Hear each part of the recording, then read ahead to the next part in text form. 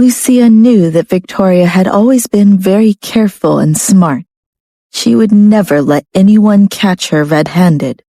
But this time, she went too far. Did Victoria think that Lucia wouldn't dare show Dalen her phone records? Or did she think that Dalen wouldn't be angry? It was clear that Victoria didn't understand Dalen at all. Dalen had just taken a shower and he walked into their bedroom. Lucia had already fallen back asleep in the quiet, faint light. As soon as he lay down, Lucia turned around and hugged Dalen. After adjusting herself, she found a comfortable position and continued to sleep. Dalen's sharp gaze fell on Lucia's delicate and pretty face. He didn't push her away. Instead, he covered them both with a blanket and went to sleep. In the middle of the night, Lucia felt hot. She lifted her foot and kicked the blanket far away, waking Dalen up. He was extremely cold. Seeing Lucia was sleeping on her back with her blanket kicked to the side, his face darkened. He pulled the blanket over Lucia's body, not wanting her to catch a cold. Lucia wanted to kick it off again, but Dalen held her slim body tightly in his arms and covered her with the blanket. She felt bound and immobile, so she gave up on moving and finally fell back asleep. The next day, Dalen went to spend some time with his family, while Lucia stayed home to rest. She was bored, so she called Cole to ask about the company's situation. Cole told her that Mark had been helping out recently, but not because of his relationship with Tracy. Lucia understood that Dalen was going to supervise her company, but let her manage it still. Tracy would send her matters to discuss and look at, then Lucia would give it a final look. It seemed that Mark was hoping to get Lucia's position while she was on maternity leave. Thus, he would take the important documents to the Patrick family to let Dalen have a look. Lucia was slightly worried. She wasn't sure if she was okay with this. She was determined to do a good job so that the company would only truly belong to her. She had been working hard towards this goal for a long time. But now the Patrick family was invading her company again. Lucia was clear that this was Dalen's intention. This was because she was pregnant and he didn't want her to stress over the company's matters. But this was exactly what she didn't want. Her thoughts were running wild. Then she thought, was there a need to worry? If the Patrick family didn't interfere, would she be able to guard against the sudden turn of events? Under Dalen's ruthless means, any offense could be broken in one blow. The only thing that made her unhappy was, couldn't Dalen have told her in advance? Did he have to be so decisive that she did not even have a choice? She was the company's boss, after all. According to Cole, after Mark arrived at the meeting, he began to dismiss many of the upper-level employees. This made Lucia very angry. She knew she'd have to talk to him about it. Dalen didn't go into work today since it was Sunday. During lunchtime, Lucia thought about what Dalen had done and felt angry. However, she still wanted to know what was going on at her company. Why did you let Mark go to my company for a meeting? You're pregnant right now, so you shouldn't have to worry about work if you don't have to. Your rest is what matters most, Dalen said. Lucia agreed with Dalen on this point, so she did not refute him, but it still didn't answer her question. It's fine if Mark occasionally comes to a meeting, but why did he dismiss a few of the higher-ups in our company, especially without my permission? Dalen put down his silverware, folded his arms across his chest, and stared coldly at her. When the company is about to go bankrupt, no one will be able to help the company through the crisis. Are you sure you're not the one who ruined the company? Lucia retorted. Isn't it because of you that they quit? Regardless of the reason, no one like that is allowed to stay. Dalen's strict words were filled with a sense of not to be disobeyed. The company will be fine. Who's the boss of the company? Lucia was furious. Who has kept it strong? You. After Dalen said this and Lucia thought she'd made her point, he spoke again. But the final decision is up to me. It's like I didn't just say anything, she thought. Like my title was just a decoration. You should be glad that the legal person in charge of the company is you. Then, if there's a big change, you get to decide who will work alongside you. Then, in the future, you don't even need to think about buying anything. Just say it out loud and we will have to change our legal entity." His black eyes glistened as he talked to her. "But that depends on whether you listen to me or not." Lucia felt that this was simply too much bullying. Fighting a strong husband was a futile attempt. No matter how hard she tried, she couldn't do it. She just couldn't bear it any longer and didn't want to eat. Lucia looked at Dalen and threw a tantrum. What if I stopped eating? How will the twins be nourished? In the end, how could Lucia really not eat? She cared so much about the children in her womb. Even if it wasn't for Dalen's terrifying eyes, she would still obediently eat every mouthful of food for her babies. Just when the two were about to finish their conversation, a servant walked over with Dalen's ringing phone in his hand and interrupted them. "Sir, your phone." Under Dalen's gaze, the servant handed the phone over. Lucia stretched her neck and saw the name on the caller ID. Victoria. She pretended not to see it, but her heart immediately felt heavy. Dalen answered, but she couldn't hear what the other person was saying. His expression was always unfathomable, so it was hard to guess what Victoria had said. "I have things to do in the afternoon, so I'm busy. We'll talk about it later," Dalen said. Lucia watched silently. She continued to eat and pretend as if she didn't hear anything. She looked at Dalen from time to time, but he didn't say anything to her. One thing Lucia was sure of was that Dalen had refused Victoria's invitation. Thank goodness he had something to do that afternoon. After finishing her meal, Lucia sat on the sofa in the living room and tried to relax and watch TV. Dalen also stayed in the hall. Edward brewed a cup of herbal tea and respectfully placed it on the table beside Lucia. Dalen joined her in the living room and started to watch TV with her. Doesn't he have something to do? Lucia thought. Maybe it's not time yet. She didn't care if Dalen wanted to leave or not. As the head of the Patrick family, it was normal for him to have thousands of meetings every day, and he could choose whether he wanted to go. She knew she'd felt more relaxed if he wasn't there, though. Dalen focused on the local financial news on the TV. On the other hand, Lucia read her book and tried to ignore him. However, an hour later, Dalen was still there. "When are you planning to leave?" she asked him in a drowsy tone. She was already sleepy. "Go take a nap," Dalen said. Lucia was stunned. She was about to yawn when she stopped in her tracks. Her beautiful eyes were filled with tears. Dalen looked at her intensely. Lucia felt uncomfortable being stared at by Dalen. She quickly changed her focus. "Dalen, are you going out?" "Who told you that?" "You said on the phone that you were busy this afternoon," she said. "You don't have to necessarily go out when you're busy," Dalen said. His expression was cold and indifferent. "Oh, then I'll go to bed." Lucia put down the book and left the living room. As she walked away, she glanced at Dalen, who sat motionlessly on the sofa. He doesn't even look busy, she thought. Would a busy person still sit there and watch TV leisurely? If he wasn't that busy, the person who called him was Victoria. Wasn't she a very important person to him? Lucia thought that Dalen was for sure going to hang out with Victoria later. Was he going to sneak away during her afternoon nap? Lucia went back to her room and closed the door. She pressed her ear against the door to see if she could hear any movement, but she heard nothing. Thinking about it, the mansion was huge. Plus, she was on the second floor and he was on the first. She couldn't hear Dalen from such a long distance. Lucia really wanted to know if he would prove her right. Thus, Lucia paced around the room, refusing to sleep at all.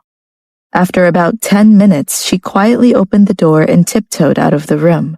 She crouched down and approached the stairs on her knees. When she was close to the stairs, Lucia, who was bent over, noticed a pair of high-end black leather slippers in front of her. The familiar men's slippers made her suddenly stop in her tracks, and her body froze on the spot. Then she slowly raised her face and looked up, her eyes meeting Dalen's intense glare. Lucia was so frightened that her breath caught in her throat. She hurriedly stood up and straightened her back. I just remembered that I didn't finish my tea. I want to drink it before I go to sleep. Lucia blushed as she tried to find an excuse for snooping. She didn't want to say that she had wanted to secretly see if Dalen was still there. Go get it then, Dalen instructed in a low voice. The maid was not far behind her, so she got the tea for Lucia. Thank you. Lucia stretched out her hand and put on an act. Then she looked at Dalen, who still had a cold expression, and laughed. Dalen, why are you here? Aren't you busy? Why did you come back here? I wanted to take a nap first. Is there a problem? No, Lucia said. Then what are you standing here for if it's not a problem? Lucia thought that the maid could bring the tea to her room, so there was no need for her to stand there and wait. I'll go back to my room. After saying that, she turned around and went back to her room, leaving the door open. Lucia frowned as she looked at the empty space outside the door. She thought to herself, Are you sure you're busy? You're just taking an afternoon nap. Lucia knew that Victoria wanted to see Dalen. It was Dalen's reaction that worried her. Not long after, Dalen came in with the tea she'd wanted. Lucia took the mug and sipped it to prove that she was telling the truth and that she was truly thirsty. Dalen had never seen anyone who drank like this. It was not ladylike at all. However, her rosy cheeks, graceful eyes, and cherry-red lips captivated him. Her lips glistened with tea, and it pulled him in. The kind of softness and tenderness, the sweet taste. Dalen suddenly had a deep memory return as he looked at her. At the critical moment when Dalen wanted to devour her, she turned her face away and put the mug on the table beside her. Lucia seemed to have noticed that Dalen's mood had shifted. She stood up, not far from Dalen, and asked, Are you telling me the truth? Aren't you busy? She crossed her arms. Do you want to take a nap with me? I don't need company when I sleep. Besides, didn't Victoria call you? Why don't you go? Why did Lucia mention Victoria? She just wanted to know that Dalen didn't want to see Victoria at all. Not for anything else. Dalen, who had restrained himself from touching Lucia, couldn't help but feel a surge of restlessness in his heart when he heard her words. His blood once again surged like a wild beast's. He didn't want to hear what Lucia had to say. Dalen spun around and pulled her into an embrace. Ah! Lucia gasped. Her long eyelashes fluttered like the wings of a frightened butterfly. Astonishment filled her eyes. Dalen held her tightly and kissed her deeply. His lips and tongue were like fine velvet that was about to melt in her mouth. Lucia didn't know why Dalen wanted to kiss her. Was he angry? Confused? Soon all her doubts melted away in the magic of his kiss. She felt passion in herself. After a long while, he released her.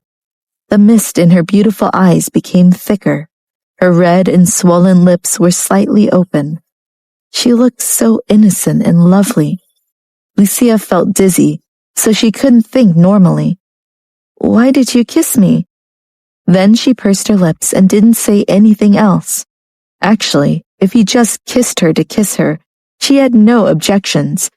She was afraid that Dalen would not be able to control himself and continue kissing her. But she wanted to know why.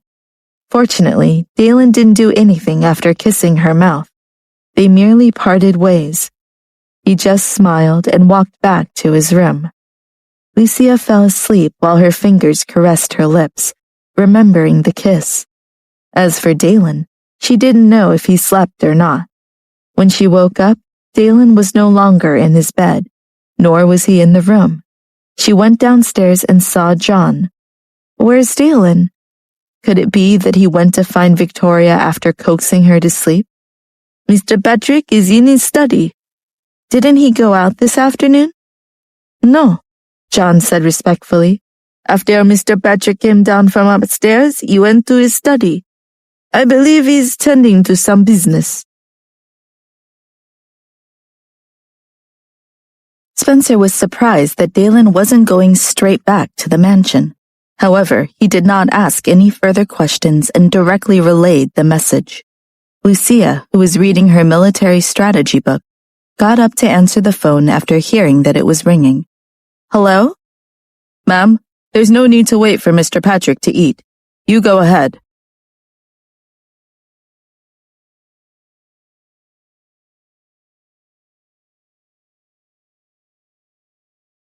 Oh, he really didn't go out?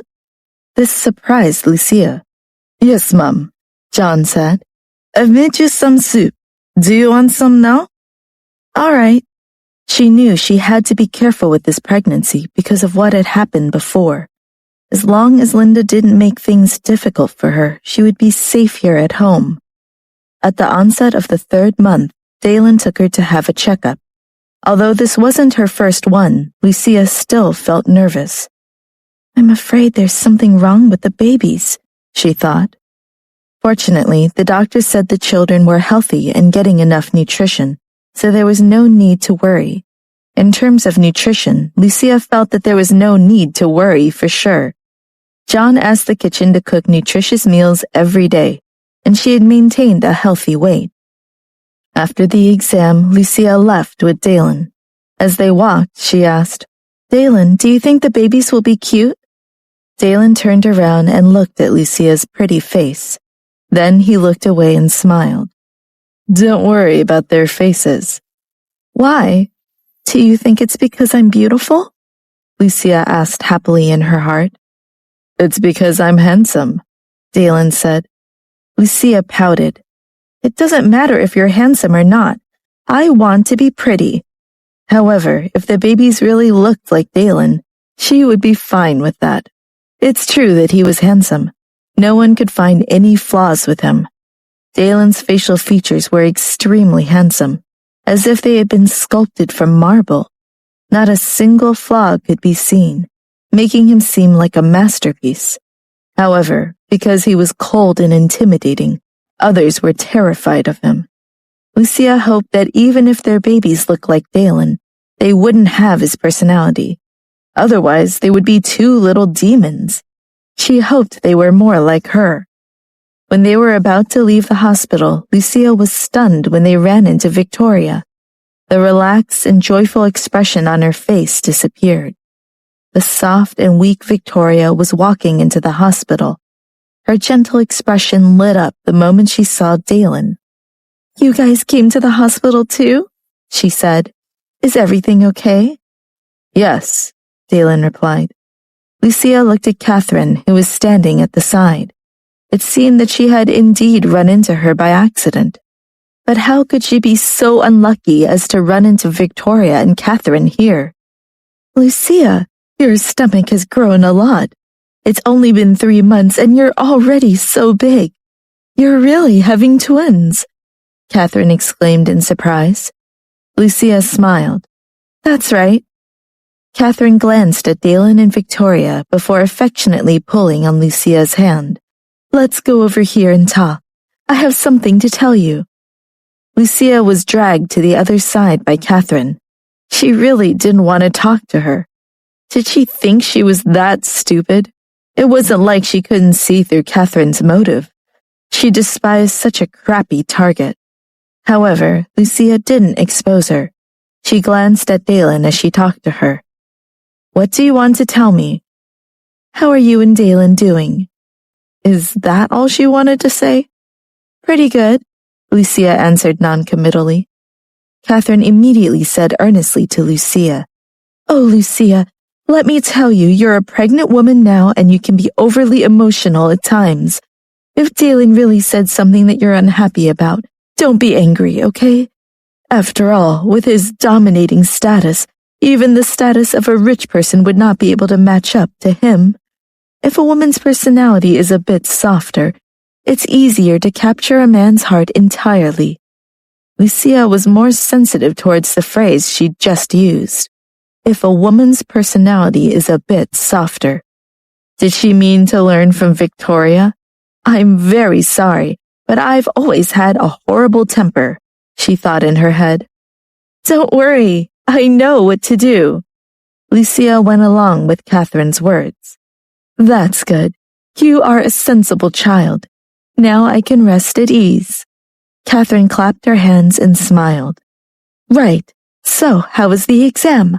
Are they boys or girls? One of each? The children are very healthy. We don't know the gender yet, Lucia said. How could you not know? It's been 3 months now. Do you really not care? If you give Dalen a son, it will be a big deal. You know we only have one heir so far in the Patrick family. You have to give birth to a son, do you understand? Catherine said. Lucia found this funny. I can't control whether I will be giving birth to a son or not. On the other side, Dalen and Victoria were chatting. Victoria noticed that Dalen wasn't looking at her. After Lucia walked to the other side, she followed him. How are the children doing? Victoria asked with a smile, suppressing the storm of jealousy in her heart. Great, Dalen said. That's good. Victoria hesitated for a moment before asking, Have you been busy lately? I called you earlier, but you didn't have time to see me. There is no time to settle the Patrick family matters right now, Dalen said curtly. Anyway, have a good appointment. Victoria covered her heart with her hands. Why was this current Dalen so cold?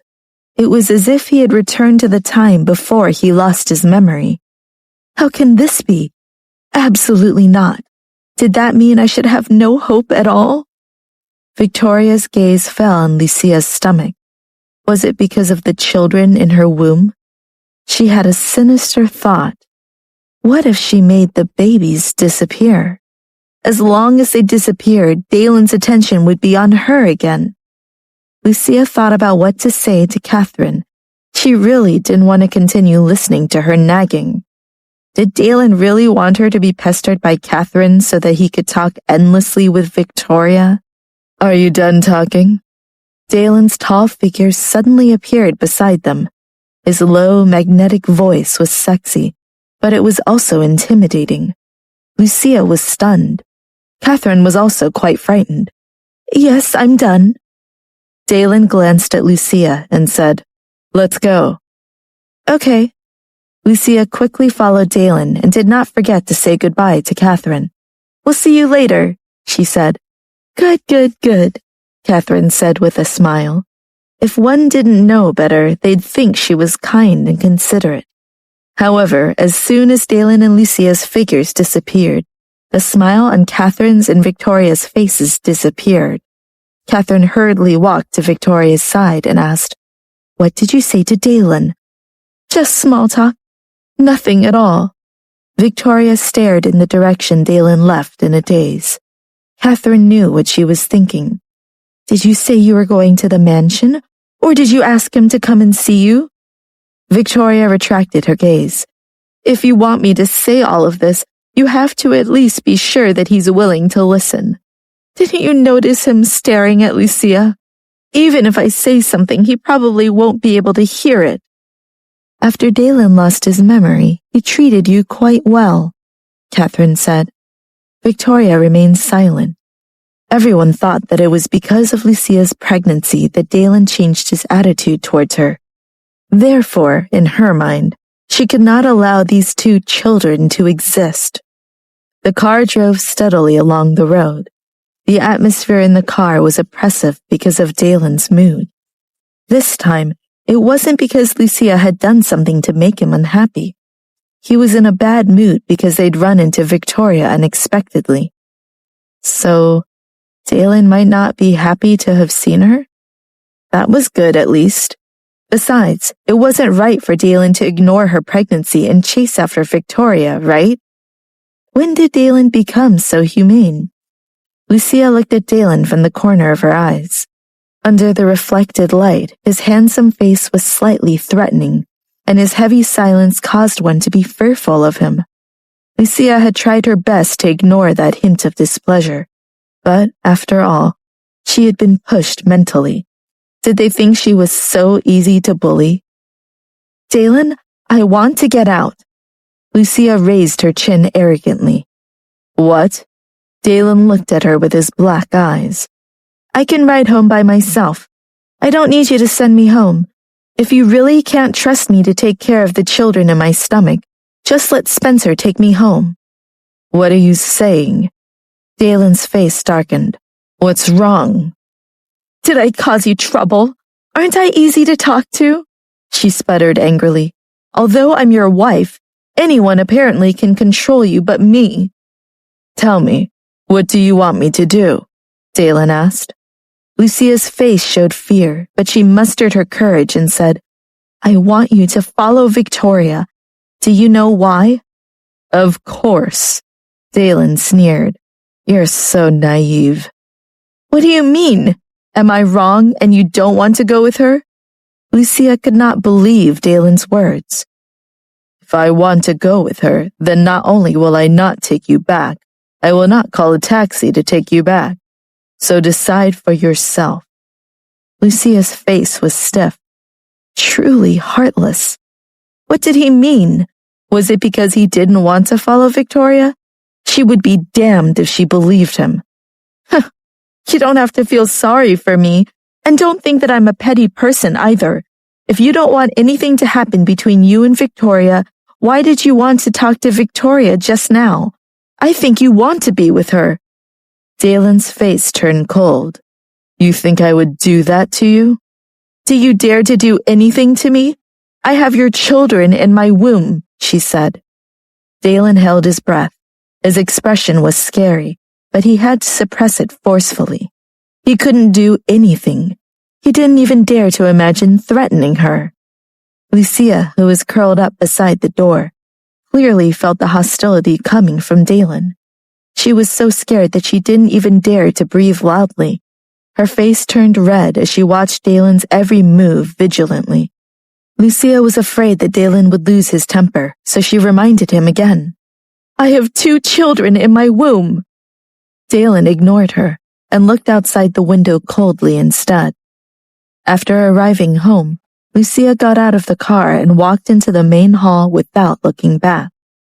Dalen stood beside the car, fished out a cigarette and lit it. He needed it, otherwise he would lose his temper. Lucia went straight back to her room after she entered the house. She now wanted to avoid contact with Dalen. She had seen his temper in the car. Dalen was trying his best to suppress his temper. If she showed herself in front of him again, Dalen might not even care about his children, and he would just get extremely annoyed at her. A few days later, under the torture that he could not endure, Blake Nelson revealed what he knew. I only know that Mr. Nichols had made a few transactions with him. He wanted him to kill Mr. Patrick because there was a lot of money that was given to him, and we only look at matters of money. I just want to know who gave you the money, the mastermind, Spencer said coldly. Blake was bleeding profusely from his injuries, and he felt weak. Yes, it's someone from the Patrick family. It's Dalen's uncle, Robert. Evidence. Spencer's expression changed subtly. The evidence is all with Mr. Nichols, Blake moaned. I don't have any here. Tyrone had been killed, so destroying the evidence was also one of the most important things. Spencer walked out of the door. Outside, Dalen was sitting on a chair and smoking. His long, strong fingers were holding onto the cigarette as smoke filled the air. They say it's Robert Patrick, but Tyrone is dead, and I'm afraid the evidence has been destroyed. Please invite my uncle over. Dalen's voice didn't fluctuate, but it was so intense that Spencer involuntarily flinched. That please was definitely not a polite word. Not long after, Robert arrived. As soon as he entered the door, he smelled the heavy smell of blood. When he saw what condition Blake was in, every nerve in his heart tensed up and his face turned pale. Dalen was lazily sitting on the chair, as if he was just sitting in a waiting room. The contrast made it all the more terrifying. Robert tensed up. Before he came, he was still thinking about what Dalen wanted him to do. However, he immediately understood what happened when he saw Blake. If he wasn't careful, his face would reflect what he was feeling in his heart. He had to be careful. Dalen's ruthlessness was something that no relative would refute. Even if the perpetrator was Dalen's uncle, he would still not show mercy. "Dalen, what's going on? What happened?" Robert looked very surprised. "This person said that you put a hit out on me. What do you think? Is it true?" Dalen looked forward and did not look at Robert. It was as if he did not want to notice any expression on Robert's face at all, whether it was calm or guilty. Robert knew he was in trouble the moment he saw Blake. At this moment, he couldn't admit it. "How could I do such a thing? You are my nephew." Then he looked at the dying Blake with a vicious gaze. "Who told you to accuse me? Who wants to destroy our family harmony? Tell me." "Although I've never seen you before, every time Mr. Nichols made a phone call, I was there, and I won't forget your voice." "It's you," Blake said weakly, as if he was going to die at any moment. But without Dalen's order, he couldn't even die. He could only pant in pain. "Impossible. I would never do anything like this." Robert immediately explained to Dalen. "You better not believe his words.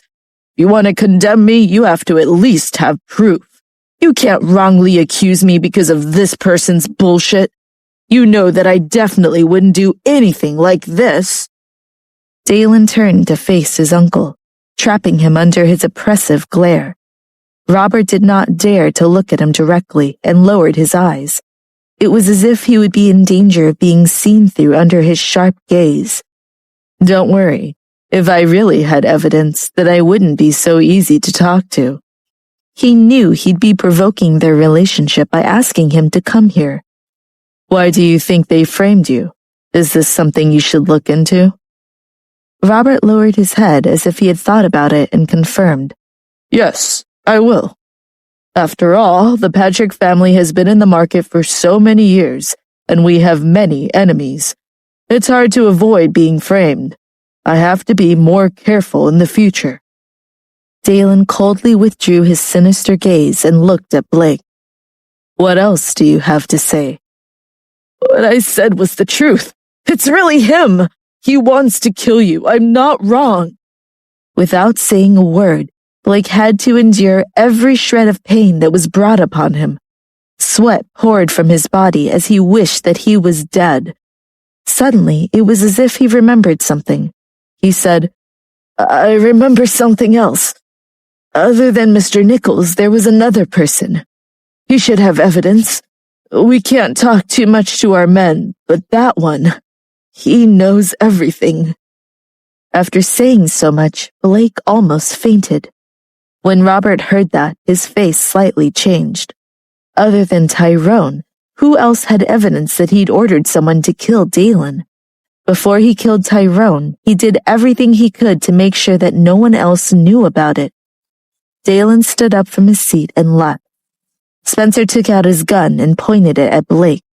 Blake smiled with relief as Spencer finally delivered the mercy blow.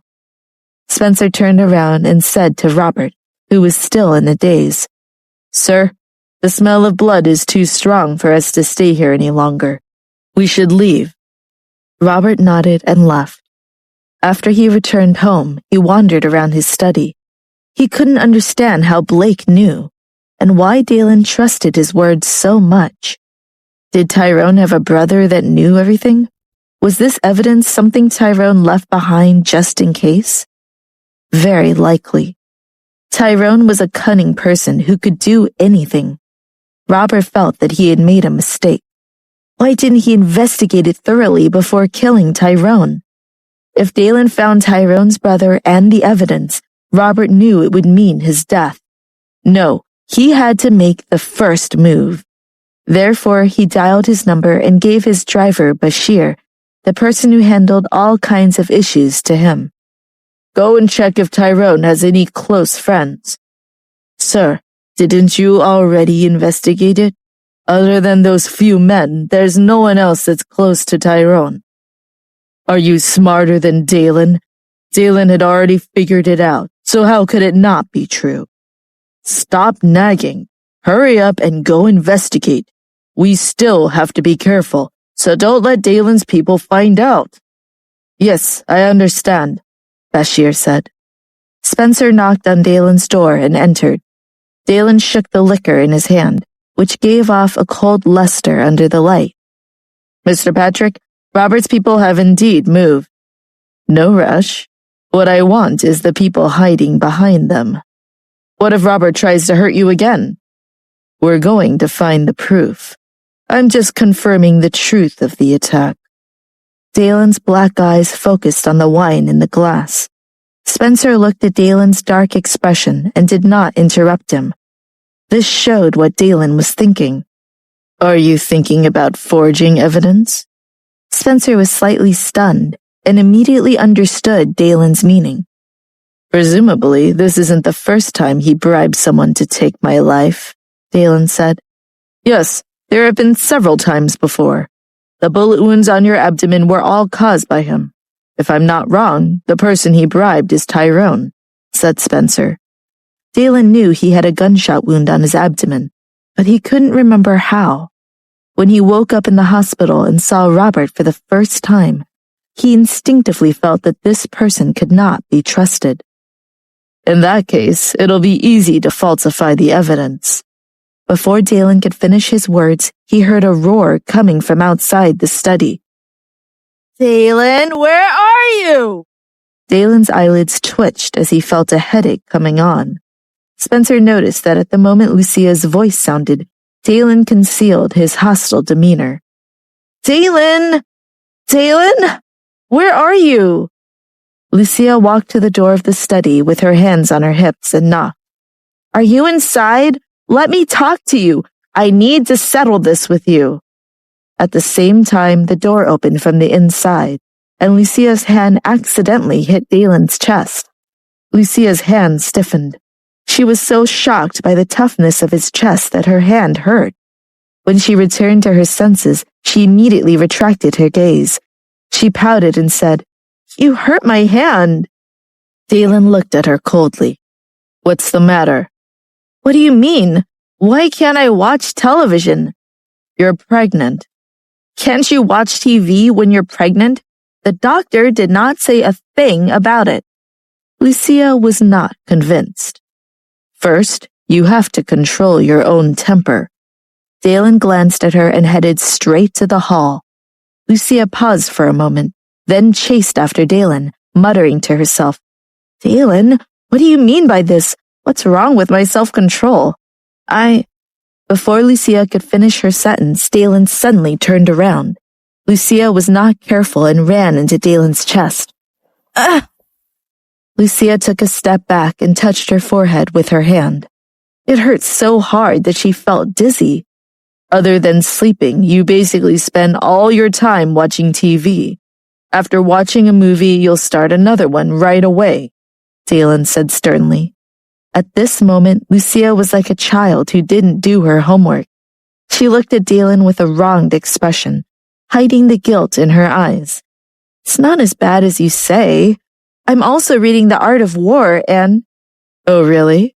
How far have you gotten? Dalen said. I'm almost done reading the first part. I've seen you watch TV while you're supposedly reading, Dalen said coldly. Lucia silently cursed. This was too much. She wasn't even allowed to have half an hour to watch TV. He wants her to spend the rest of the time reading. She might as well sleep. Even though she had requested to buy the book, shouldn't they just read it together? It was impossible to please a man like Dalen. She could never win. Okay, fine, but I'm still going to watch it sometimes. After all, don't you want to watch TV together? Lucia asked. When I want to see it, I will. Dalen clearly didn't give anything away under Lucia's gaze, which clearly showed that he was unwilling to listen obediently. She just stared at him. Robert's driver, Bashir, had gone through quite a bit of trouble and found a man who was related to Tyrone in a basement bar. When he found him, the man was in a corner booth with a woman. He had a buzz cut and was very dissolute. He was clearly part of Tyrone's group. Bashir went up and patted that person on the shoulder. "What is it?" The man was having a good time and was very annoyed to be disturbed. He looked at the person in front of him and asked, "Who are you?" "You must be Carl Bain." "Yeah, I don't know you. But you know Tyrone Nichols, right?" Carl's expression changed. He suddenly stood up, pushed Bashir away, and ran. No matter what, Bashir was an expert, so he picked up the beer bottle on the table and chased after Carl, aiming at the back of Carl's head. "Ah!" Carl screamed miserably and fell to the ground. He held his head and couldn't get up because of the dizziness. Bashir went and picked him up, then pulled him out of the bar. Outside, Carl still wanted to fight back, but Bashir warned him. "I advise you not to resist at all, otherwise I'll destroy you." "Who the hell are you?" "I know Tyrone, but I'm not very close with him. If you want to cause trouble, go to him, not me." Carl begged for mercy. Bashir ignored him. Instead, he pushed Carl into the car. He slammed the door shut, then got in the driver's seat. "Why are you looking for me?" Carl said. "Did Tyrone give you anything to hide?" Bashir said. "What?" Carl was confused. "Let's try this instead," Bashir said. "I believe you have a daughter. If you don't tell me the truth, something awful could happen to her." "You..." Carl was flustered. "So you might want to be more honest." "He did give me something, but if I gave it to you, Tyrone would use the same method to deal with me." "Don't worry, that's impossible. Tyrone is already dead," Bashir sneered. "Then, if I give it to you, will you let me go?" "Of course," said Bashir. "As long as you give me everything, I will let you go." Soon they arrived at Carl's apartment. It was a small studio, and it was very cluttered and messy inside. Carl stood in front of the cabinet and pointed. "It's in here." "Fine, give it to me." Bashir wasn't so stupid as to take it himself. What if there was something dangerous in it? Carl didn't say anything. He opened the cabinet and rummaged through it. Then he took out a few sheets of paper and hesitated. "Bring it here," Bashir urged. Carl slowly handed over the paper in his hand. When Bashir's hand was about to reach it, he threw it directly at his face. In the instant that Bashir dodged, Carl ran out of the door. Bashir frowned a little, but didn't go after him. He immediately looked at the information in his hands. It was all evidence of the transaction. Even the bank card transfer records were clear. As long as he destroyed this, it didn't matter whether Carl died or not. Bashir took the documents and called Robert. "Sir, we've got it." He had just finished his call and walked out when he was pushed back into the apartment by a surprising person. Spencer walked into the room with a cold expression.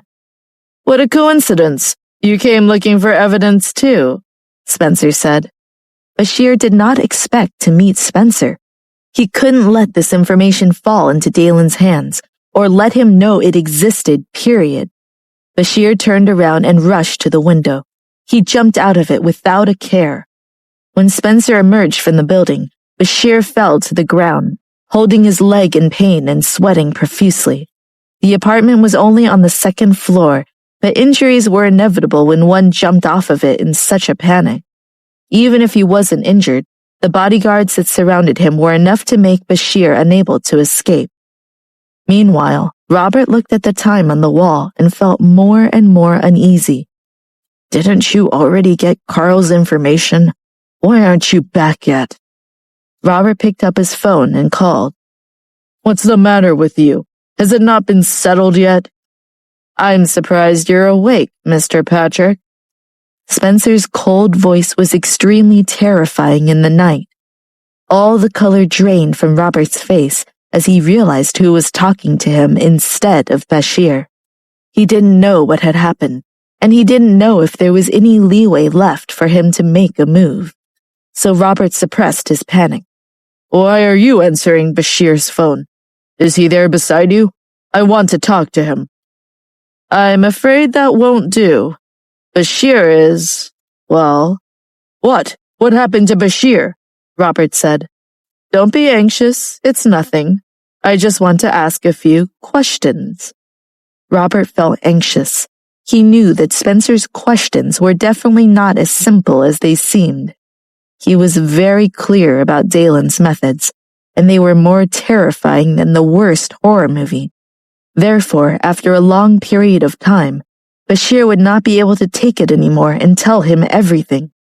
In that case, Dalen definitely wouldn't send it to him. I want to talk to Dalen, Robert said with a commanding tone. Spencer naturally did not need to listen to those orders and spoke with a troubled tone. Sir, Mr. Patrick is asleep now, and I'm afraid we shouldn't disturb him. Try calling back tomorrow. With that, he hung up. There was nothing wrong with what he said. Dalen was indeed sleeping, but he wasn't able to sleep well. Dalen had found out that Lucia loved to kick the blankets off, and he was struggling to get comfortable. Just when Dalen was about to fall asleep with his eyes closed, Lucia accidentally slapped Dalen in her sleep.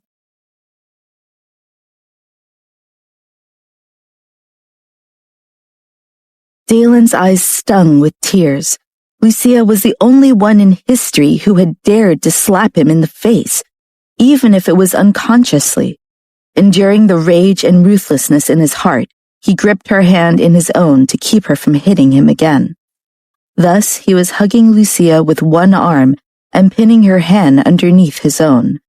It was a touching scene. The next morning, Lucia woke up feeling refreshed. Her fair skin was so white that it looked as if it was like milk. Under the sunlight, it appeared enveloped in a layer of soft and beautiful white sunlight. Dalen got out of bed and put on his shirt, buttoning up slowly, one by one. His slender fingers were very pleasing to the eyes.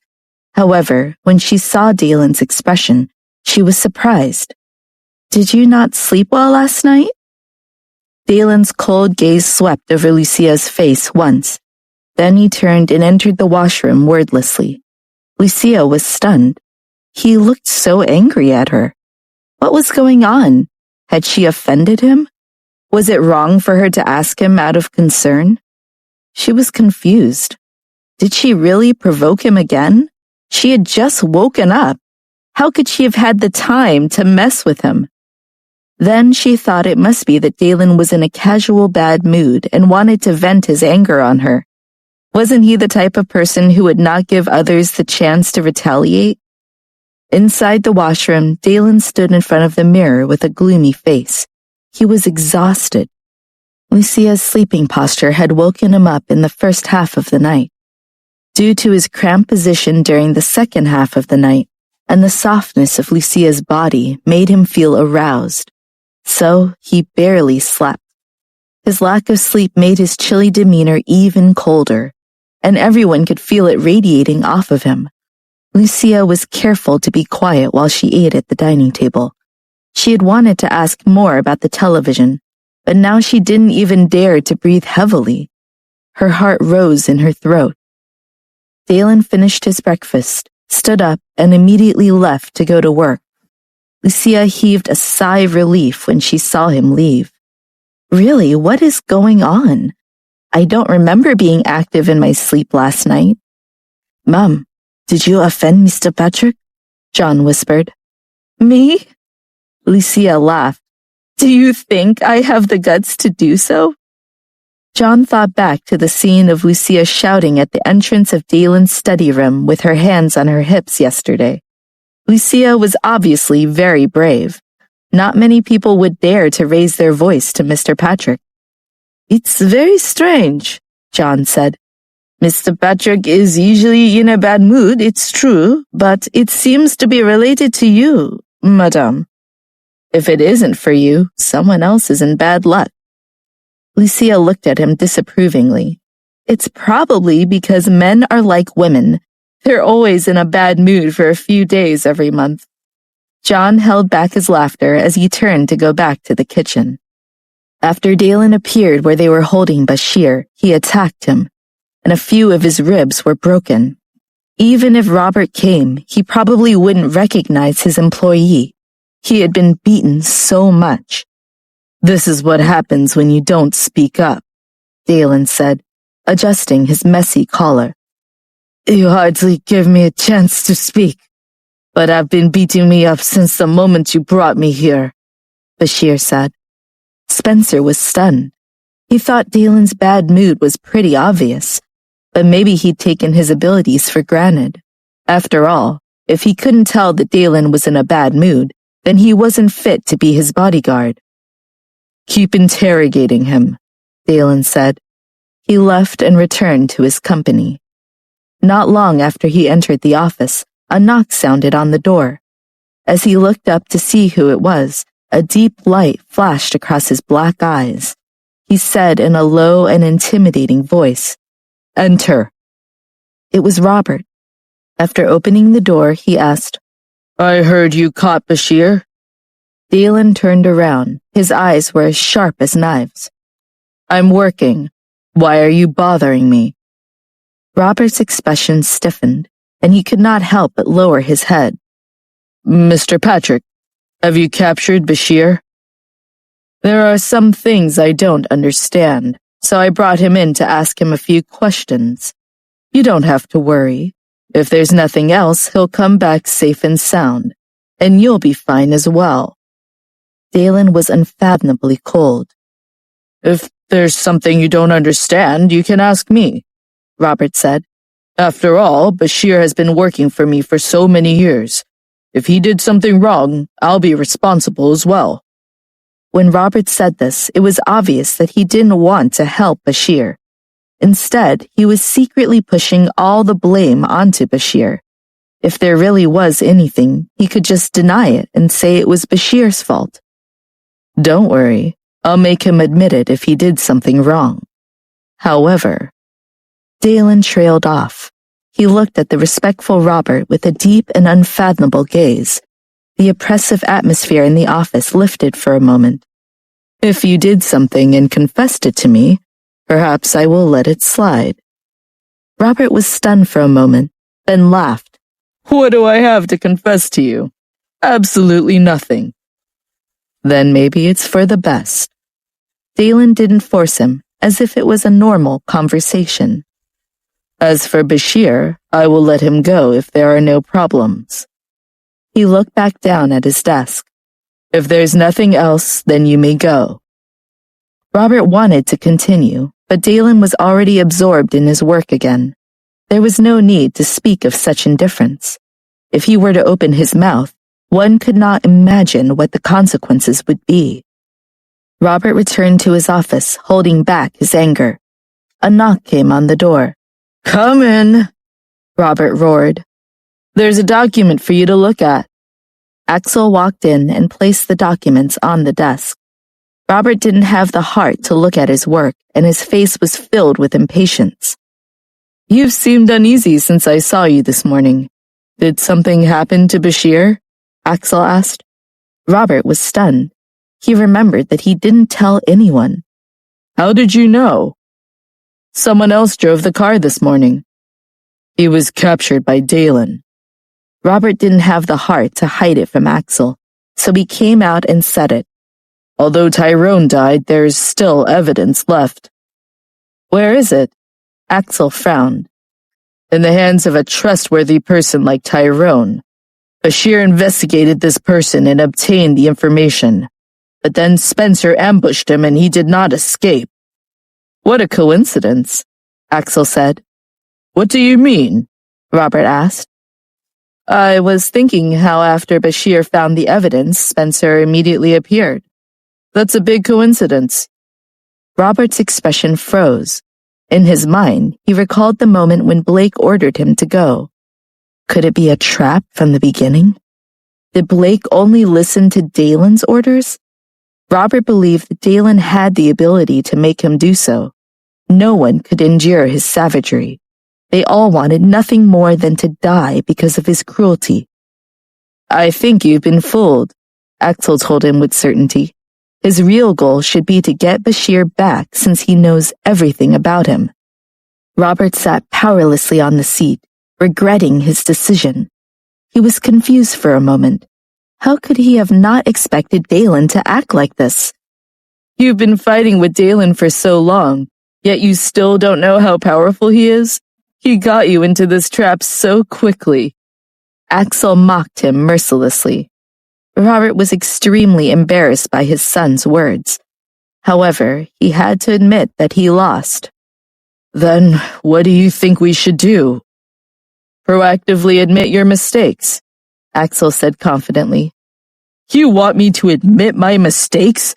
Do you think that Dalen will be merciful and honest just because I admit my mistake? Robert asked angrily. Go find Linda, Axel said. Robert was stunned, as if he was talking to himself. At least I'm a member of the same family, and Linda cares a lot about my brother. Since it's like this, Linda should plead on my behalf. At this time, do you still think so? Even if you go and plead for mercy, the person you want to kill is Linda's own son. If you don't go and plead for mercy now, you'll only die faster. Axel was clearly disappointed with Robert's understanding. Then what do you mean? Robert almost got angry from the embarrassment. This was the first time he was talked to like this by someone else. What made it even more humiliating was that it was from his own son. Yes, you should confess, but you're not confessing that you attacked Dalen. You're telling him you attacked Lucia instead, Axel reminded him. Robert was not an idiot and immediately understood the crucial point. That's true. Dalen was not the only one in the car. Lucia was also in the car. I did it to deal with Lucia, and it was an accident that the car fell off the cliff. I am doing this for the future of the Patrick family. I'll go out first. Axel didn't say anything else. He turned around and left Robert's office. Robert's current situation was the best solution. Although there were risks, it was much safer than what he had said just now. His heart finally settled down. Maybe he just needed to think about how to talk with Linda. As for Dalen's so-called evidence, if it really was evidence, then why would they need to set a trap for him? He finally understood now. It was a forgery, but he knew it was too late. Robert opened the document in front of him and found that it was an unimportant document. This made him suddenly come to his senses. It seemed like Axel didn't really send the documents, but a scheme. Then, did Axel already know that he was in a situation where he had no other choice? Robert realized that his son was not as mediocre as he had imagined. He was also intelligent. It was an easy thing to do to solve his current predicament. It didn't seem like the first time. But why should he be at ease with the situation? Didn't he have the ambition to take away everything that belonged to Dalen? No. He needed to be reminded that his desperate actions were not only for the sake of his son. Linda, you have to uphold justice for me. Robert began to cry the moment he entered the room. Linda, who was reading in the living room, frowned. She looked at Robert, who seemed to be in trouble. If it wasn't her husband's own brother, she really wouldn't want to see him like this. What happened to you? I'm in the wrong, and I'm here to apologize, Robert said, while wiping away his tears. If you have something to say it, she said impatiently. Why are you crying? Just sit down and talk. Robert sat down on the sofa and wiped his face. Linda, I beg you, please don't be angry. What exactly is going on? How can I know if you don't tell me? She said. It's about the matter of Dalen's car wreck, Robert said reluctantly. Linda still had some lingering fear in her heart for this matter. If her son wasn't so lucky, she didn't know what would have happened. She didn't even dare to think about it. The car falling off the cliff is my fault. I did it. What did you say? Linda's expression changed drastically as she tightly held the book she'd been reading in her hand. I'm so sorry. At that time, I wanted to get rid of Lucia, and I didn't expect that Dalen's car would go off the cliff. It was an accident and was not part of my plan. You didn't know how scared and guilty I was at the time. It was so painful that I wished I was the one to go off the cliff. Robert paused. Fortunately, Dalen is fine. Otherwise, I would have apologized and given up my life. Robert's face looked full of guilt and pain. You think that just by apologizing and offering to kill yourself, you can make Dalen safe and sound? Linda was so angry that her entire body was trembling. How much is your worth to me compared to him? When Robert heard this, he was naturally furious. How could his life be worthless? However, he couldn't show it on the surface, so he continued to appear guilty and apologetic. I know. I don't have time to think about it, so I don't know how to confess to you. But you know I'm doing this for you, for our family. You don't like Lucia, so I wanted to help you get rid of her. I didn't know it would go so wrong. What a fool you are to deal with her in this way. You almost killed Dalen. Linda pointed at him angrily. Yes, it's my fault. However, this is not a bad thing. If it hadn't happened, Dalen wouldn't have lost his memories. Then he would not have forgiven you for drugging Lucia. Moreover, Dalen is rich and powerful, and he'll easily come back from all of this, Robert observed. Linda's eyes flashed when she heard Robert's words. She suppressed her anger. It was because Robert had spoken of her feelings. How dare he? Dalen didn't even come back to them for the holidays because of what she'd done to Lucia. If it actually wasn't for his amnesia, Dalen wouldn't have forgiven her even now. Although what you said makes sense, you still caused Dalen to be injured. That fact is undisputed. Linda's face was cold. Yes, and I will apologize for this repeatedly. However, I have something that I need to ask you for. So the reason why you've said so much is because you have a request? Linda immediately knew what he was up to. Robert didn't even acknowledge her words. It's like this. Dalen knew that I was the one who did it, so he captured Bashir. That kid Bashir has been with me for so many years. If he were to fall into Dalen's hands, he would lose his life, and Dalen would find out everything about me. I've come to you because you're such a merciful person. Can you help me?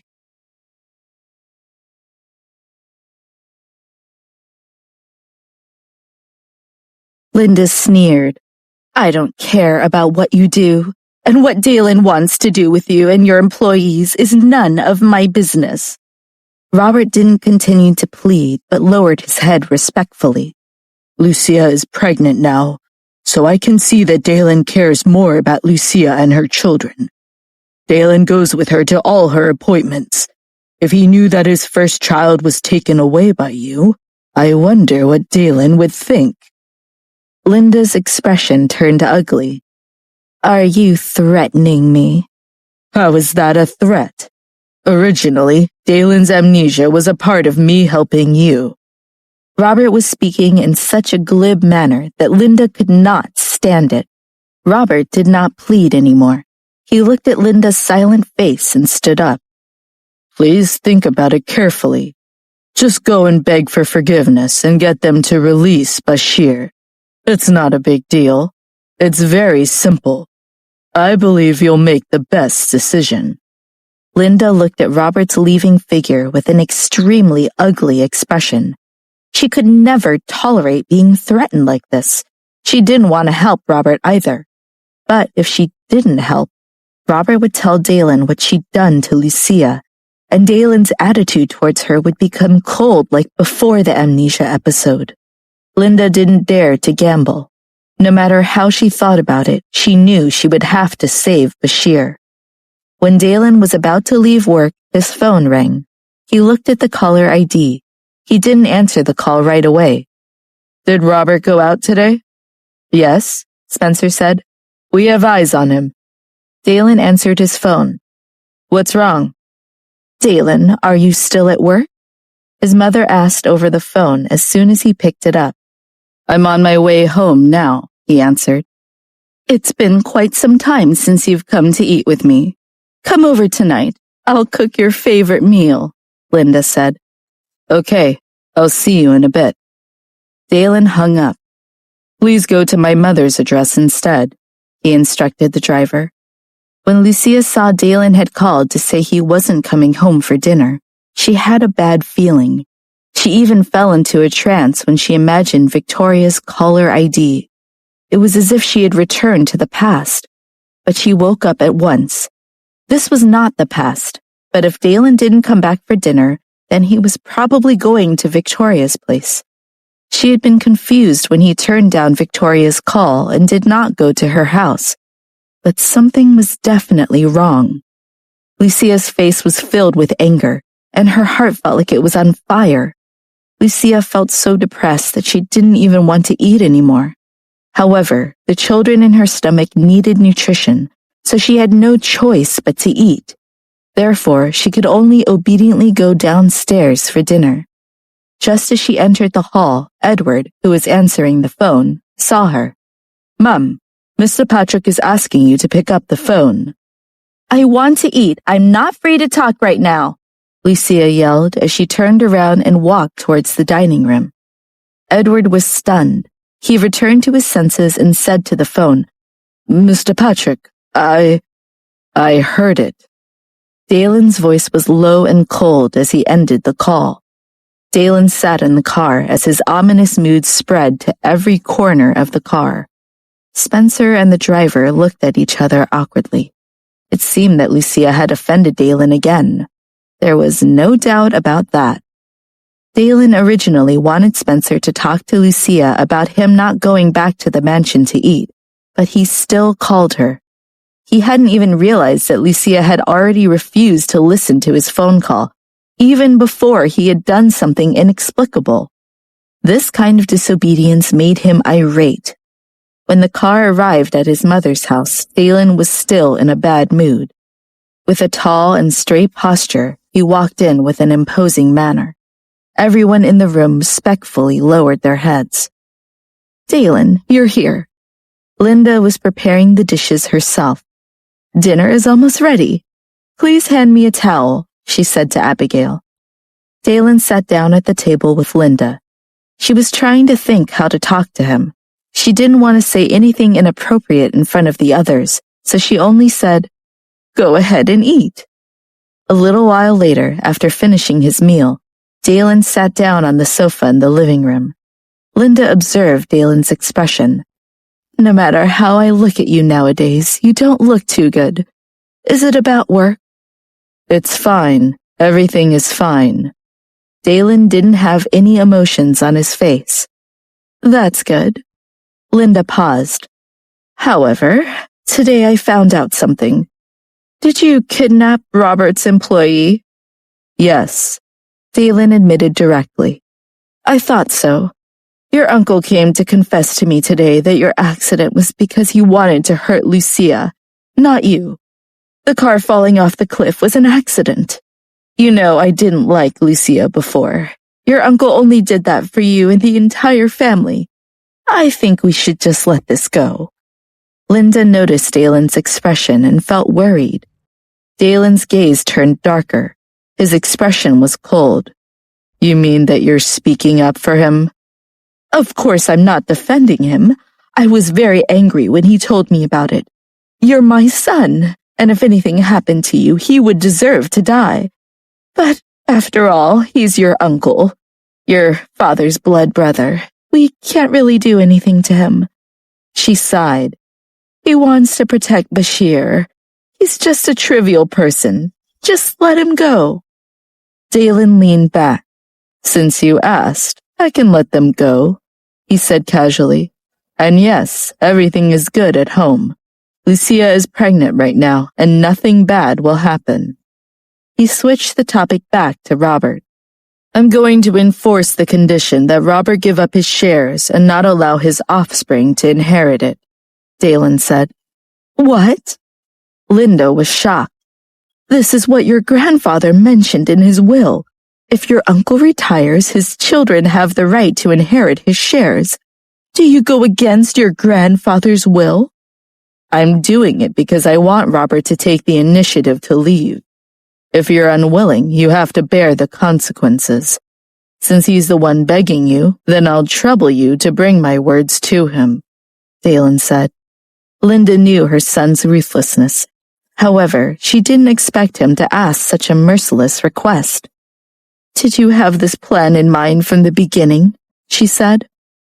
There is no need for him to be so ruthless, Linda said, though this solution could keep him from being so dangerous towards you. You're getting on in age anyways. Why not let you live out your life, I suppose? She nodded in agreement. After Dalen left the house, Linda told Robert what he'd said. What? How was that possible? Robert was shocked beyond belief. If you want to save yourself, that's the only way. You wouldn't have plotted against me with Dalen, right? Robert was suspicious. Linda immediately became angry. Dalen originally wanted your life. Your shares are the biggest concession. You don't have to agree, but you may have to spend the rest of your life in prison if you don't do what he asks. If you don't want to hand over the shares, that's up to you. With that, she hung up. Robert was so angry that he kicked the seat in front of him, causing it to overturn. Catherine, who was outside the door, heard the commotion.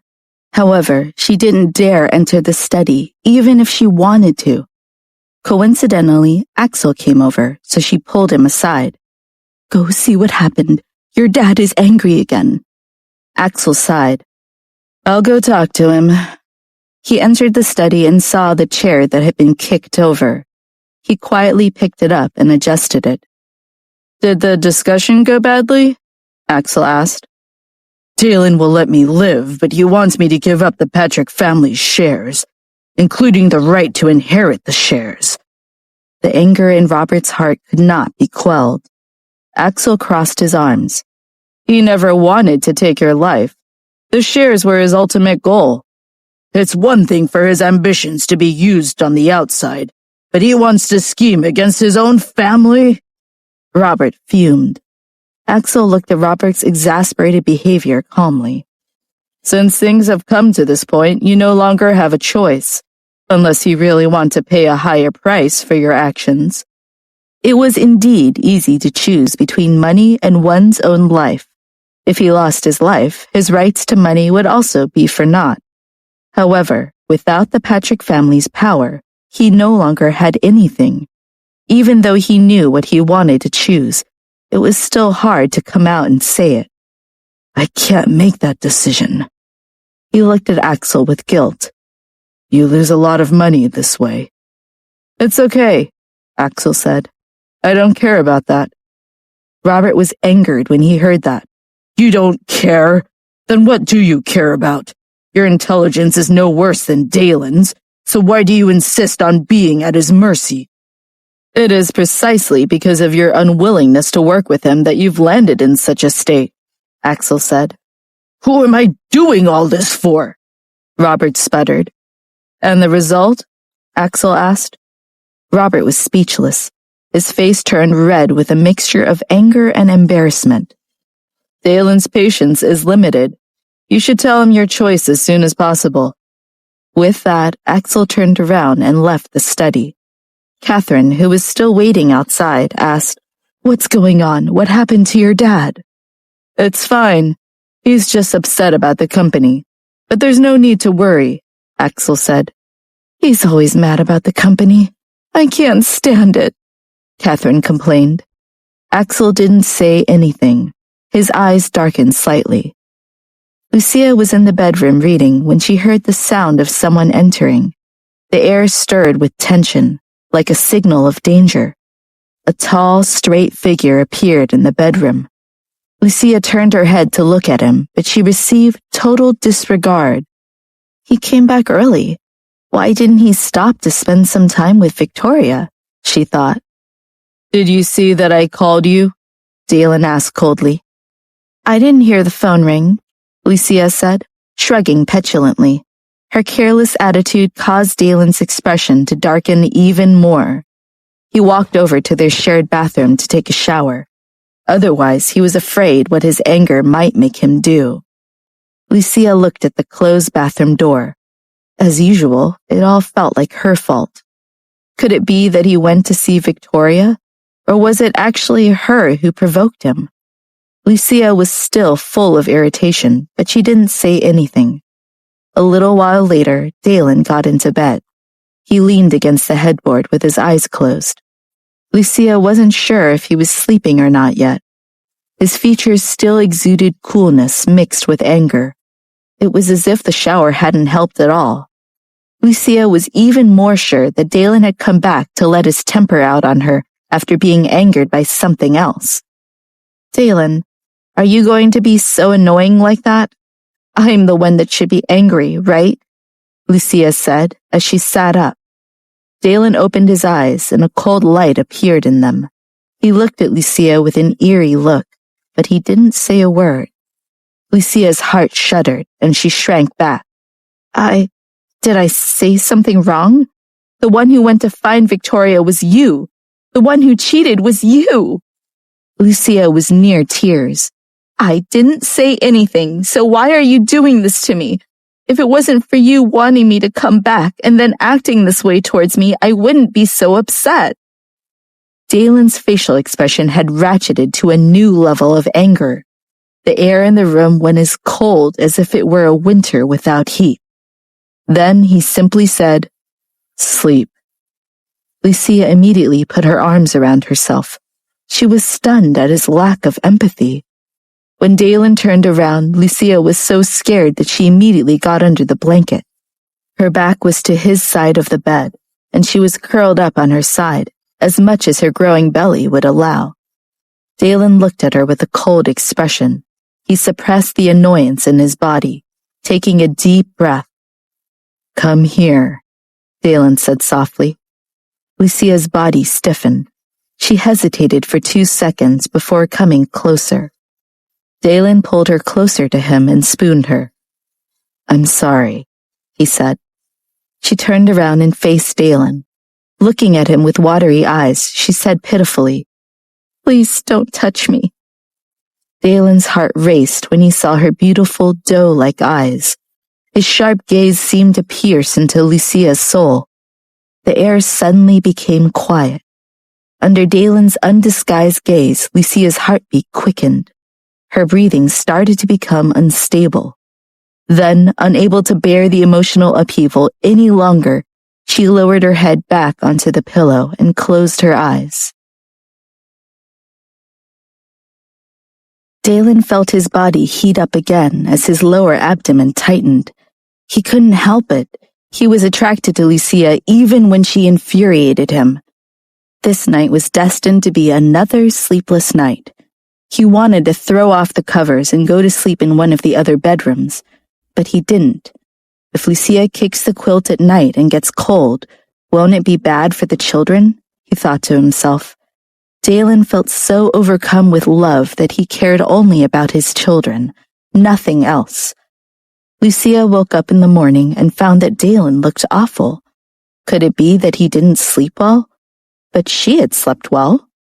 When he came downstairs for breakfast, Lucia started looking for Spencer. "Spencer? Spencer?" she called out softly. "Is there something wrong, ma'am?" Spencer suddenly appeared behind her. "Oh my God, you scared me to death. Why are you always so mysterious and silent every time I see you?" Lucia put her hand over her heart to calm it. "It's part of my job. You're just not used to it," Spencer said humorlessly. "This habit must have something to do with practicing courage." She sighed. "Anyway, let me ask you, did Dalen go to Victoria's last night?" "Victoria? No." Spencer thought for a moment. Dalen really didn't go to Victoria's place. But since he couldn't let Victoria go, why did he have to dominate Lucia? It was probably just because she carried his twins. He wanted to protect his own bloodline. It had nothing to do with her. If Victoria didn't provoke him, could it be that I did something? Was Dalen upset when he left Robert's place yesterday? No, because yesterday Mr. Patrick did not go to his uncle's house. Huh? But just now. Lucia paused. What's wrong? If he didn't go to Victoria's, where did he go? Lucia asked. He went to have dinner with his mother at her house, Spencer said. Ah, so it's like that. Lucia felt a little embarrassed. She had shouted at Dalen so confidently last night. No wonder Dalen's expression was so ugly. Why didn't Dalen just say that he didn't go to Victoria's then? Don't you want some breakfast? Dalen's voice sounded behind her. Lucia's back stiffened. She was so scared that she didn't even dare to look Dalen in the eye. I'm going to eat now. Then she slipped away. During breakfast, Lucia would glance at Dalen from time to time.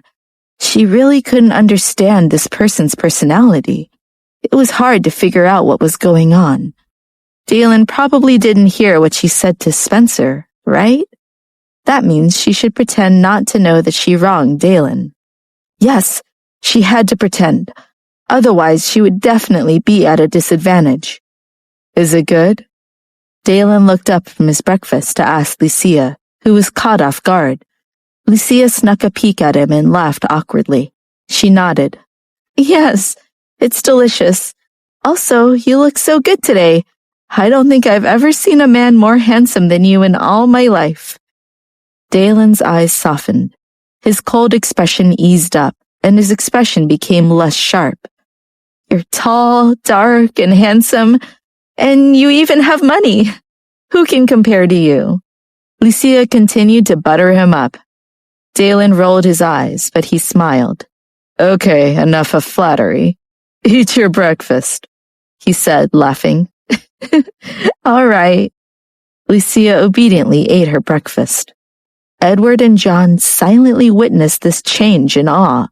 With such a well-known advantage, he should not have even batted an eyelid when he heard it, right? Why did his attitude change so suddenly? Robert couldn't sleep all night. In the end, he suffered the pain of giving away his shares and was taken back by Dalen. The agreement clearly stated that his son no longer had the right to inheritance. In other words, he had nothing left. Dalen did as he said, taking his shares and releasing Bashir. However, Robert now hated him to the bone. Not only was he unable to defeat Dalen, he had failed miserably. Robert was aware that Dalen was no ordinary person, yet he was still unwilling to give up and did not believe that he would fail just like that. He wouldn't let Dalen go, nor his family, including the children in Lucia's womb. Before he even got to the living room, he heard Catherine's wails. What should we do? There's nothing left. No money. What do you think we should do? She cried out over and over. Victoria tried to console her. It will be all right. Axel still works for him, and he can support you. Why do you think Dalen is so cold-blooded? Robert is his only uncle. Catherine sobbed. Please don't be like this in front of him. I think that will make him feel even worse than you. Victoria reminded him gently. Catherine glanced at Victoria as she cried and nodded. She still had to rely on her husband and be respectful of his feelings. Victoria tried to soothe Catherine on the surface, while inside she marveled. She had never expected Dalen to punish them to such an extent. However, she felt she couldn't blame Dalen for this. Robert must have done something he shouldn't have. She had been a part of this family for so many years that it was impossible for her to not see the dark battles, and they never ceased to amaze and disgust her. Robert had always been unwilling to submit to others. However, Dalen was also a powerful character. This kind of ending was unavoidable. Victoria despised Robert a little in her heart. She couldn't help but feel he must have been an idiot to continue to mess with Dalen. Robert walked into the living room with a vicious face. "I'm telling you, I will take back everything that I have lost," he said angrily. He shook his fist at the ceiling as if his enemy were there. "Dalen, I won't let you off this easily." Catherine and Victoria looked at each other. It seemed Robert heard what they said. Victoria tried to console him now. "Please, it's going to be okay." "How can I calm down? We're penniless. Also, doesn't Dalen have a different attitude towards you now? If he really cared about you, how could he treat me like this?" Robert started to speak heartlessly, without reserve. Victoria lowered her head to hide the cold light that flashed in her eyes, as well as the pain. "I'm sorry that I am so useless," she said. Seeing Victoria being wronged, Catherine got angry. She stood up. "Why can't you beat Dalen? She's just a girl. What do you want her to do?" Her anger gained steam. "If you can't do it yourself, do you just blame it on others? You should go and argue with Dalen instead and leave us alone." Just when Robert wanted to say something, Axel appeared. He looked at Robert with a rare, serious face. "What are you doing?" Robert turned to look at his son. His anger had not subsided yet, but it was inconvenient for him to flare up in front of Axel. "Victoria, please go back to your room," Axel said. Victoria nodded and left. Axel looked at Robert and Catherine. "Things are already bad. If we keep fighting, won't we lose our family harmony? Dad, Victoria has lived in our family since she was young, just like a daughter. It will be better that you treat her as one too. Also, since you already have a plan from the start, you should include the path of retreat that you failed in." In other words, Robert's plan did not yet fail, so why was he so angry? Besides, how do you know we have nowhere else to go? As long as a person is alive, there's always a chance, Axel said. Robert felt ashamed of his actions. He knew his son was right. Victoria kept a lot of flowers and plants in her room, so the door was almost always open for better ventilation. She heard a knock on the door. When she turned around, she saw Robert. She stood up. Robert sighed. "I want to apologize to you for what happened just now. It's because I'm in a bad mood that I said that. Please don't take it to heart." Does a daughter still hold a grudge after being scolded by her parents? Victoria smiled gently. She didn't seem to care at all. "Thank you," he said. After Robert left, Victoria's smile turned cold. Unfortunately, she'd never known how warm regular parents were because she'd been an orphan. Therefore, she had to rely on just herself. Not only that, her heart would always lean towards Dalen in any matter, and she was willing to do anything for him. A month or two later, Lucia's belly had grown substantially. She would walk around the mansion every day, rubbing her swollen belly. She just had a checkup 2 days ago, and the babies were healthy, not a problem in sight with either one of them.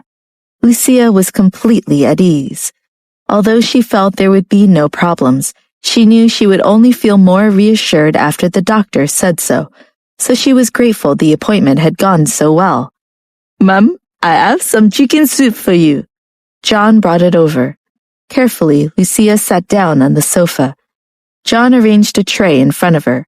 She tried a spoonful, delighting in the rich broth. From the moment she became pregnant, John had been in charge of her diet, and he'd done an excellent job. He looked at her plump belly and was very happy. "The twins will be born in a few months, and this time everyone will be safe," he thought with satisfaction. Suddenly, Dalen walked into the room. John immediately took a step back. "Why did you come back from work so early?" Lucia asked. "I did everything I needed to," he said. Dalen sat down on the sofa. "Oh, okay." Lucia lowered her head and continued drinking. "Ah!" she cried out suddenly. Lucia's body shuddered, her elegant brows scrunched together in discomfort. Dalen felt his heart plummet to his stomach. Before John could react, Dalen had grabbed the bowl in Lucia's hands. "What's going on?" he asked worriedly. Lucia looked at him pitifully. "One of the twins kicked me." John giggled, but when he noticed Dalen's dark expression, he quickly suppressed it. He took the bowl from Dalen's hands. The big hand holding Lucia's shoulder to comfort her became stiff. Then Dalen withdrew with a cold expression, inching away from his wife. Now he felt the distance from where he was standing to this moment was really far. Just how did he get here? Just as he was about to get up, Lucia suddenly grabbed Dalen's arm. His strong arm seemed to be able to shake off Lucia's impudence with just a slight struggle. However, it did not this time. Lucia looked at him with a glimmer of light in her eyes, before holding his hand and saying, "Here, feel it." After saying that, she placed his hand on her belly. Dalen's expression changed. Her stomach was taut. It felt so stable and also so safe. In the months that Lucia was pregnant with her children, Dalen had never touched her belly. With his power, it was as if a single touch could hurt her. He felt guilty. Wait a moment. Lucia was afraid that Dalen was impatient and that he'd take his hand away too quickly. If it wasn't for Lucia's reminder, Dalen wouldn't have known that she had put his hand on her stomach for so long. Now that Lucia had said so, he had even more reason not to withdraw his hand. 5 or 6 seconds later, Dalen felt a kick on his palm. It was the foot of one of his children. He felt his heart shift again as he felt a tiny foot kick with such power. It seemed like it was trying to get out of her stomach. Dalen's dark eyes were filled with a strange emotion. This is his child. What he had after losing his memory was unfamiliar, yet he still wanted to have it. That kind of intense feeling was something even he himself found inconceivable. "Did you feel it?" Lucia asked. "Yes." Dalen's face was calm, but his heart was also churning. "This isn't the first time they've kicked me," she said, laughing. "The babies did it several times during the day when you weren't around. At night, when you're here, they won't move, as if we're sleeping and they're sleeping. Aren't they very obedient and considerate?" Lucia's motherly love flowed out. He didn't know why, but suddenly Dalen felt a bit uncomfortable. It was as if Lucia's attention was too focused on the children. Once the babies were born, would she just look down on him? Dalen was stunned when he thought of this. He wanted to fight for status with his children? What was wrong with him? Lucia noticed that Dalen, who had a normal expression a moment ago, was acting this way in the next second. "Dalen, what's wrong?" Lucia asked curiously. "Nothing." He stood up and left. Lucia had no idea what Dalen was thinking. She just felt that this person was too unpredictable. Everything was just fine a moment ago, but now he was upset. She was a pregnant woman, and she wasn't this emotionally unstable. She sighed and walked to the bedroom to take a bath. As Lucia took off her clothes in the bathroom and looked at her belly that was getting bigger day by day, she became lost in thought. While she was in a daze, the bathroom door opened without any warning. Dalen's tall and straight figure walked in. Lucia panicked. She hastily covered herself with the clothing in her hands. It was just like a pitiful piece of cloth. It didn't cover her at all. The fair skin on her body blushed pink under Dalen's gaze. "What are you doing here? I'm getting ready to take a bath." Lucia's face was red with dissatisfaction. "What were you looking at?" Dalen walked over, completely ignoring Lucia's embarrassment over her nakedness. Dalen looked over her body with eyes that were both experienced and dangerous. Lucia's heart trembled and her body tensed up. She felt so self-conscious about her size and being surprised like this.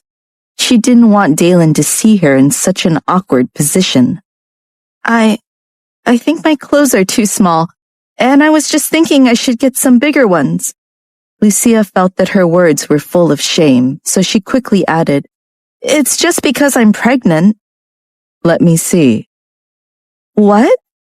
Before Lucia could recover from the shock of Dalen's words, he gently took her wrists as her clothes fell to the floor. Lucia's face instantly turned completely red.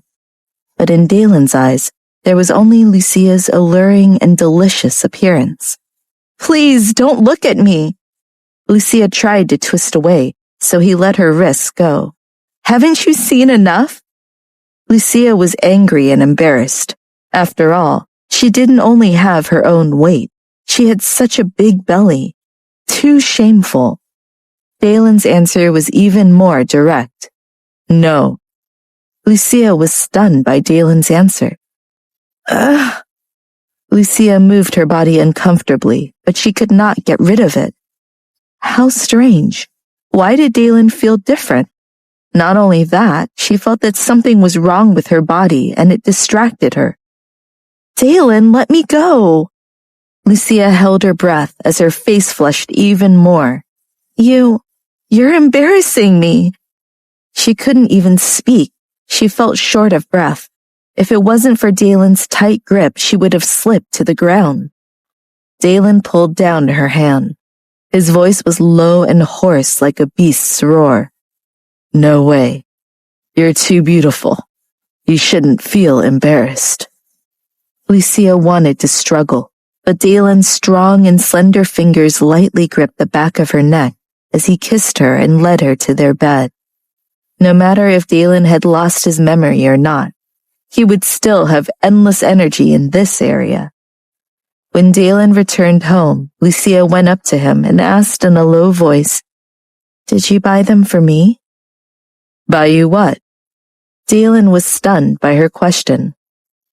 The bigger clothes?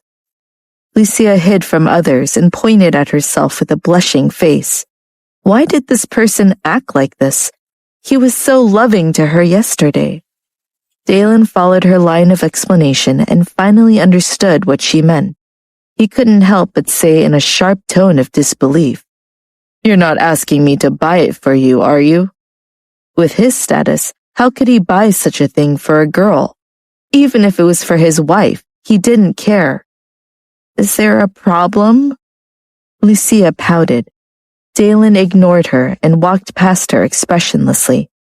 Lucia grabbed onto his arm and said pitifully, I don't have any other choice. What I used to have was bought by you, and I don't know where you bought it from. Besides, I'm pregnant now, aren't I? I get so tired all the time. Also, do I need to remind you that the babies can hear everything? Is this how you want them to know you? What did you say? Dalen asked. Lucia thought for a moment before replying. If the babies in my stomach hear you bullying me like this, they will not recognize you as a father. Also, aren't I pregnant now? How unsafe is it for me to go out? Lucia's mind rummaged forward and said, You bought all the things I bought in the past, but now I'm asking you because I don't know where you bought them. Will you? I admit that. Is that true for everything? Dalen's eyebrows scrunched up coldly. You bought all the clothes in the mansion. If you don't believe me, you can ask someone else, Lucia said affirmatively. At first, she thought Dalen was giving her the clothes of women who'd spent the night.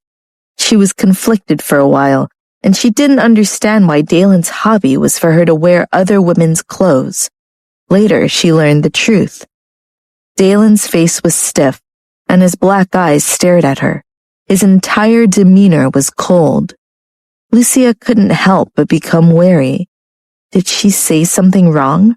Why did he have such a terrible look in his eyes? If you don't want to buy any for me, then forget it. Lucia could only say so and hope he'd drop it and change moods again. Following that, she muttered, You're not going to buy me anything now, then you're not going to buy me anything later. It's not worth scaring people over. She ignored Dalen's gloomy expression and walked into the dining room to get away from the conflict. She was completely baffled. At this moment, Dalen stood on the spot with an ugly expression. It was as if he could not recover from the shameful act he had done before he lost his memory. With his status, how could he do such a thing? However, when he thought of the oppressive acts he had done in the past, his expression became even more inscrutable. After dinner, Dalen didn't go back to their room. Instead, he went to his study. But he wasn't working. He was shopping for clothes for Lucia. Finally, Dalen took out his phone with a dark expression. "Let John in." Not long after he put down his phone, John knocked on the door and entered. "Sir?" John was so scared that his whole body was tense. He didn't know what had happened or why he'd been called to speak with Dalen. He wondered if he had done something wrong.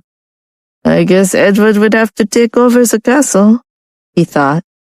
However, even if he did not do anything wrong, standing in front of Dalen, he still had to bear a lot of pressure. "You're in charge of Lucia's room?" Dalen asked with a calm expression. Yes." "Who bought all her current clothes in the closet?" Dalen asked in an intimidating tone. John was stupefied by the question. "Mr. Patrick bought it for Mrs. Patrick." "Including her lingerie?" Dalen asked. "Yes, all articles of clothing were bought by Mr. Patrick. Everything was arranged in the closet before she moved here," John said honestly. "If you tell half a lie, do you know what will happen to you?" Dalen's expression was extremely cold. "Yes, sir." John was forced to lower his head by his boss's attitude. But now that he was asked, he felt that it was better to say something. He mustered up his courage and said, "Sir, there are actually a lot of things that I want to tell you since you have lost your memories.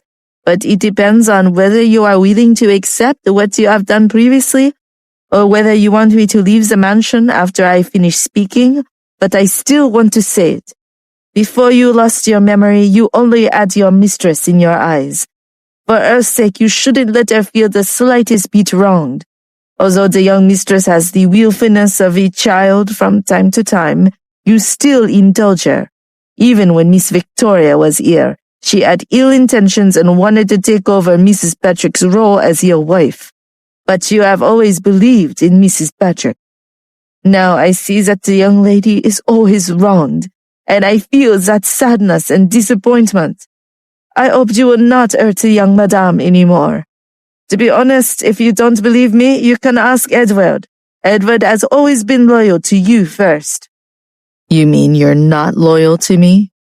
Dalen looked at John with a cold expression. I am just more partial towards the young mistress." John lowered his head and said. When he finished, he was upset. Was he going to lose his job? However, he had already said it, and it was already impossible to take back. Dalen glanced at John coldly and withdrew his sharp gaze. "None of this is your business. Get out." John was stunned. So Mr. Patrick didn't have any intention of chasing him away? After he left the study, he was somewhat confused. The moment he left and went out, Edward, who was waiting outside, asked, "What did he say?" John looked at Edward. "Did you ever ask him about private matters?" Edward's face froze for a moment before returning to his calm demeanor. "Of course not. If you get chased out by Mr. Patrick, I need to find someone else just the same." Hearing that, John's face turned ugly and he anxiously asked, "Supervisor, what do you mean? Don't you have any intention to keep me here?" "I can't if Mr. Patrick fires you," Edward said, shrugging. John was infuriated. At any rate, if the one leaving was Edward, he would not be so calm. He would definitely go to Mr. Patrick to plead for mercy. Yet Edward was so cold-blooded and merciless. "Sorry to disappoint you, Mr. Patrick did not chase me away." John snorted, turned around, and left in a huff. After he left, Edward was relieved. Lucia wondered if she should go out. Her clothing wasn't comfortable to wear right now, so wouldn't it be even more uncomfortable as time went on? She figured it should be fine to go shopping with Cole, but on the other hand, she was worried that Dalen would not let her go out. Lucia felt a little guilty herself. After all, her first child had not been saved. The twins would only make it if she were more careful. The next day, as Lucia was dozing off in her room, there was a knock on the door. John came in, followed by a very fashionable middle-aged woman. She wore horn-rimmed glasses and looked very capable and efficient. "Ma'am, this is the designer who created your other clothes. We thought it might be helpful if she just came to you." However, Lucia's face suddenly turned red. What was going on? Her previous clothes had been designed by a professional designer. "Greetings, ma'am," the designer said warmly. She had a respectful attitude. "Hello." She was surprised that Dalen had already invited someone to come for her. The key thing was that she really needed to recreate her undergarments the most. Otherwise, she wouldn't feel comfortable. She stood up to allow the designer to take her measurements. After she did that and consulted with Lucia about her clothing needs, she left. She sat on the sofa in a trance. "Is everything all right?" John asked. "I always thought that my clothes were purchased from stores," Lucia said. "All of your clothes, shoes, and jewelry are designed by top designers and are very unique. They can't even be bought by regular people." Does Dalen have nothing better to do? Although Lucia said so, her inner emotions were fluctuating because of this matter. "Although Mr. Patrick has lost his memory, as long as he recovers it, everything will be the same as before. And no matter what Mr. Patrick does now, it doesn't mean the same. The young mistress can wait for him. The tiger still has time to take a nap," John said. Lucia couldn't help but laugh. "You do know you say weird things, right?" "I am speaking the truth. If Mr. Patrick could really know that you had suffered so much during this period of time when he lost his memories, he would be ashamed of himself." Lucia looked at John in shock. She didn't know if she couldn't see the credibility of John's words or if she was depressed because Dalen might never recover his memory. She felt depressed. Could the most pained person in this situation really be Dalen? However, all of this was just guesswork. Who knew what would happen in the future? John saw that Lucia's mood was suddenly low and knew that his words might have stirred her emotions. He couldn't help but divert her attention back to him. "Mum, it's about time for you to take an afternoon nap. Why don't you go lie down?" Lucia came back to her senses and nodded. John helped her to the bedroom, and she lay down on the bed, letting John cover her with a thin blanket. Lucia closed her eyes and heard the sound of John leaving. Then her eyes suddenly opened again. Although Dalen accepted the children in her womb, she hoped that he could recover his memory before the children were born. She was willing to stay by Dalen's side for so long. No matter how much he hurt her, she never really left. It was because she still had a sliver of hope for Dalen. She told herself that Dalen being nice to Victoria was definitely because of his amnesia and nothing else. At dinner time, Lucia and Dalen were seated at the dining table. As usual, they ate in silence, the only sound in the air being their cutlery.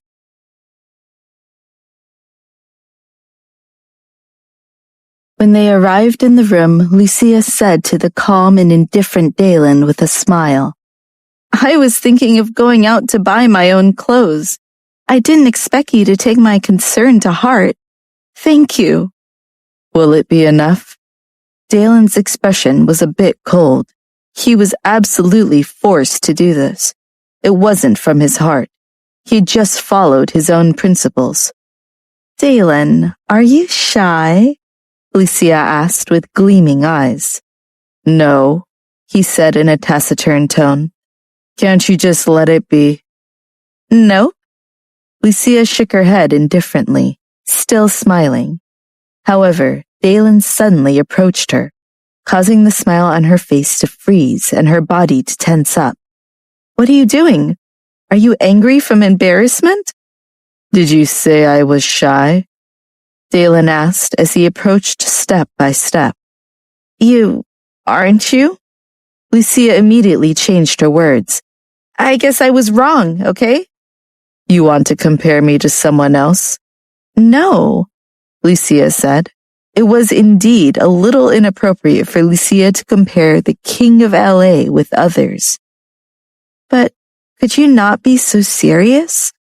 Seeing that Dalen was closer and closer, she shouted out in fear. I'm pregnant, and I shouldn't be made afraid. Let me tell you, it's not good for the children. Dalen stopped getting closer. Lucia hugged her round stomach with both of her small hands like a watermelon and walked away as fast as she could. Too terrifying. Later that day, Lucia sat in the living room, watching TV and eating fruit. Although the freedom to watch TV was not as much as it used to be, there was still more time. Dalen had a conscience. Just as she was getting excited watching TV, her cell phone rang.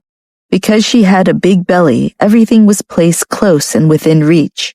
Servants used to stand by her side, but because she wasn't used to them, she asked them to leave her alone, and they stood just outside the door. They knew that they had to keep an eye on what was going on in the room. Lucia took the phone and looked at the caller ID. She was a little surprised to see her friend Maddie had called. She decided to call her back. Lucia, Maddie's cheerful voice sounded. I've been trying to get a hold of you. Want to go out to dinner? Are you free? Lucia had lost track of time. That's right. Let's call Cole too, and all of us can go to the bar to celebrate. Maddie was very excited. Jeff lets you go to the bar? Lucia felt that her words weren't accurate enough, so she changed her words. He isn't Jeff anymore. Please don't stir the pot, Maddie said awkwardly. Okay, sorry, Lucia said apologetically. Why? Jeff pissed you off. It wasn't me who pissed you off. You're you, he's him. Even though he's my husband by law, I've never admitted it in my heart. You can't take his behavior out on me, Maddie explained in a hurry. No. Lucia felt a little embarrassed to open her mouth. What's wrong? Is it because Dalen doesn't allow you to go out? Not really. Lucia rubbed her nose and asked helplessly, Have you ever seen a pregnant woman go to a bar? I've never seen it before, but that doesn't mean it can't happen. As Maddie muttered, she suddenly thought of something. Lucia, wait. You're pregnant, right? Yeah, I didn't tell you. You're going to have a baby? Maddie asked excitedly. Yes, Lucia said. I'm about 6 months along. What? I bet you're so big. So when's your due date? In 3 months? Maddie asked excitedly. More or less. I'm having twins. That's great. I've never seen a newborn before. When the time comes, I want to hug them and give them presents. Lucia laughed. Sure, I'll call you over when they're born. It's a deal. In that case, I can't let you go to the bar even if you want to. If you don't go, surely Cole won't either. Maddie was not disappointed. On the contrary, she was extremely excited about Lucia's pregnancy. Why don't you come to the mansion to hang out? Can I? Maddie really wanted to go, but she remembered the last time she went. If it wasn't for Jeff, she might have been killed by Dalen. She felt scared just thinking about it. Sure, I have the final say. That's true. And since you're pregnant, I need to come to you anyway. After Maddie put down her phone, she turned around and saw a tall and upright figure standing behind her. She was so frightened that she took a few steps back.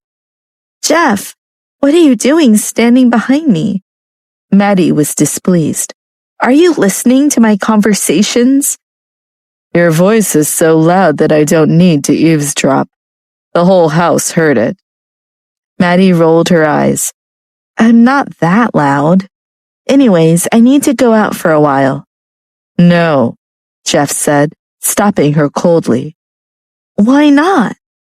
Maddie couldn't help but frown. Without my permission, you're not allowed to step even half a step outside the door. Jeff turned around and walked away heartlessly. Maddie quickly blocked Jeff's way. You're being unreasonable. Why are you surprised? Jeff looked at her coldly. Maddie was simply speechless. This was because she had figured out Jeff's personality a long time ago.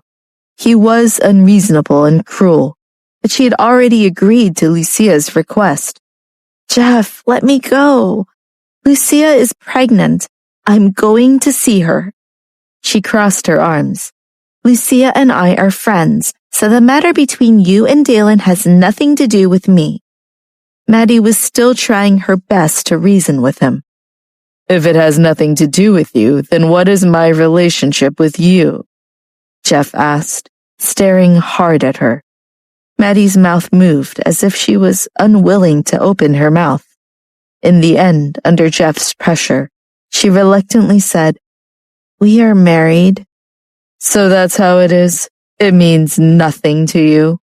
Jeff said coldly. What do you mean? Maddie saw that Jeff started to look unfriendly, and her heart started to beat faster, especially when Jeff walked towards her. Wait, what do you want? Ah!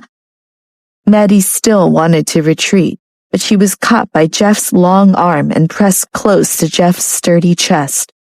Maddie's heart skipped a beat, and her body froze. Her face was burning hot. Her thoughts could no longer be pure, but turned to that of husband and wife. Jeff, Maddie called out nervously. Do you still want to go out? Jeff's expression was dangerous. But I promised Lucia that I would go and see her. You can't possibly let me be someone who goes back on my word, right? Maddie asked, feeling wronged. You can be someone who breaks her promise. I don't want to. Maddie twisted her body and struggled. However, Jeff's arm strength was terrifyingly strong, causing her to be unable to move at all. She didn't understand why she felt so aroused when he was being such a jerk. Jeff refused to let her go. At that moment, Maddie noticed that something was wrong. She looked up at Jeff in shock. You can keep moving, he said teasingly. Let me go, Maddie said, though she didn't quite mean it. Jeff's black eyes slightly turned cold and the strength in his hands loosened. He let go of her and turned around. Maddie tensed. I'll be back by 4 o'clock. With that, she grabbed her purse and headed out the door. Lucia was sitting downstairs in the hall. John came over. Mom, do you want to rest? I'll watch TV for a while, Lucia said without looking back. John looked at the television screen, which was completely black. What was she talking about? This really was watching television. Suddenly, a cheerful voice rang out. Lucia, I'm here! Yay! Lucia cried out, smiling. John knew who this was and was slightly suspicious in his heart. After all, he had clearly seen what had happened in the mansion. He knew everything from the past. However, Maddie's relationship with Lucia was really good, so he didn't say anything. After saying goodbye, he went down to take a break and have a glass of wine. Lucia, you're really pregnant. Maddie stared at Lucia's round belly in surprise. Do you think I would joke about something like that? Lucia asked. No, of course not. But I had to see you with my own eyes to truly believe it. You're so big and healthy. After Maddie said that, she asked, Can I touch your stomach? Of course. Feel it. Lucia let her friend touch her stomach. Maddie had just reached out her hand, but before she could touch her stomach, she pulled it back. She looked around nervously. Seeing her cautious appearance, Lucia knew what her reaction was. Don't worry, Dalen hasn't come back yet. That's a relief. Maddie exhaled. After she calmed herself, she placed her hand on Lucia's stomach. She carefully touched it. It felt very magical. I'm having twins. Seeing her friend's expression, Lucia couldn't help but laugh. Maddie was stunned for a few seconds before reacting. Twins! I forgot you told me that. Lucia nodded. Maddie looked at her stomach in disbelief. After that, she supported Lucia and said, Sit down, sit down. Lucia sat down on the sofa and looked at Maddie, who was still recovering from her disbelief. She asked, How was your transfer? My mom agreed to it, she said. It's going to be okay. I'm talking about Jeff, Lucia said. How did he take it? Maddie said somewhat embarrassedly, I haven't told him yet. She didn't dare to say it. She'd done it to escape Jeff. Lucia didn't think Maddie would be able to leave. Because Jeff was Dalen's friend, the two were very similar in temperament. Jeff was a very stern and controlling man who wouldn't allow the person he wanted to leave his sight. Would it ever be possible he wouldn't have any objections to Maddie's decision? Maddie was a little embarrassed and annoyed. Why should I tell him? Can't I just tell my mom? He's not my guardian. But he's your husband, Lucia reminded her. This was an even more important relationship than that of a guardian. You know I don't want to stay married to him. But since I can't get a divorce, I have to run away from him this way. I'm hoping that after a long time, Jeff will forget about me and take the initiative to ask me for a divorce. Look at my face. It's so ugly. What normal man would like it? Actually, I'll tell you the truth. The reason Jeff wanted me to marry him was to lie to his family. He married you because of his family? Yes. Maddie was afraid that she didn't believe her and nodded vigorously. Mr. Holmes was the one who forced Jeff to marry, so he had no choice but to find me. He wasn't stupid. He'll divorce me when the time comes. Lucia listened for a long time before she finally understood. Jeff could be coerced. Maybe there was some hope for Maddie after all. She got chills when she thought about how easily it could all go wrong. The man was sinister. He was someone who could not be taken advantage of, and he would have his pound of flesh. He would not compromise for anyone. Is getting married actually fun and worth it? Lucia thought to herself. Why does everyone do it? Dalen marrying her was like a dream, and Lucia did not recover for a long time. What's wrong? Lucia, do you not believe what I just said? Seeing that she was silent, Maddie anxiously spoke up. Huh? No. I just feel that if Jeff found out that you went to university in another city, wouldn't he stop you from leaving? Lucia didn't mean to scare her. She just wanted to remind her a little of what was at stake. Wouldn't he know once he reported to the new school on the first day? By then, I will already have left, and he shouldn't be able to chase after me.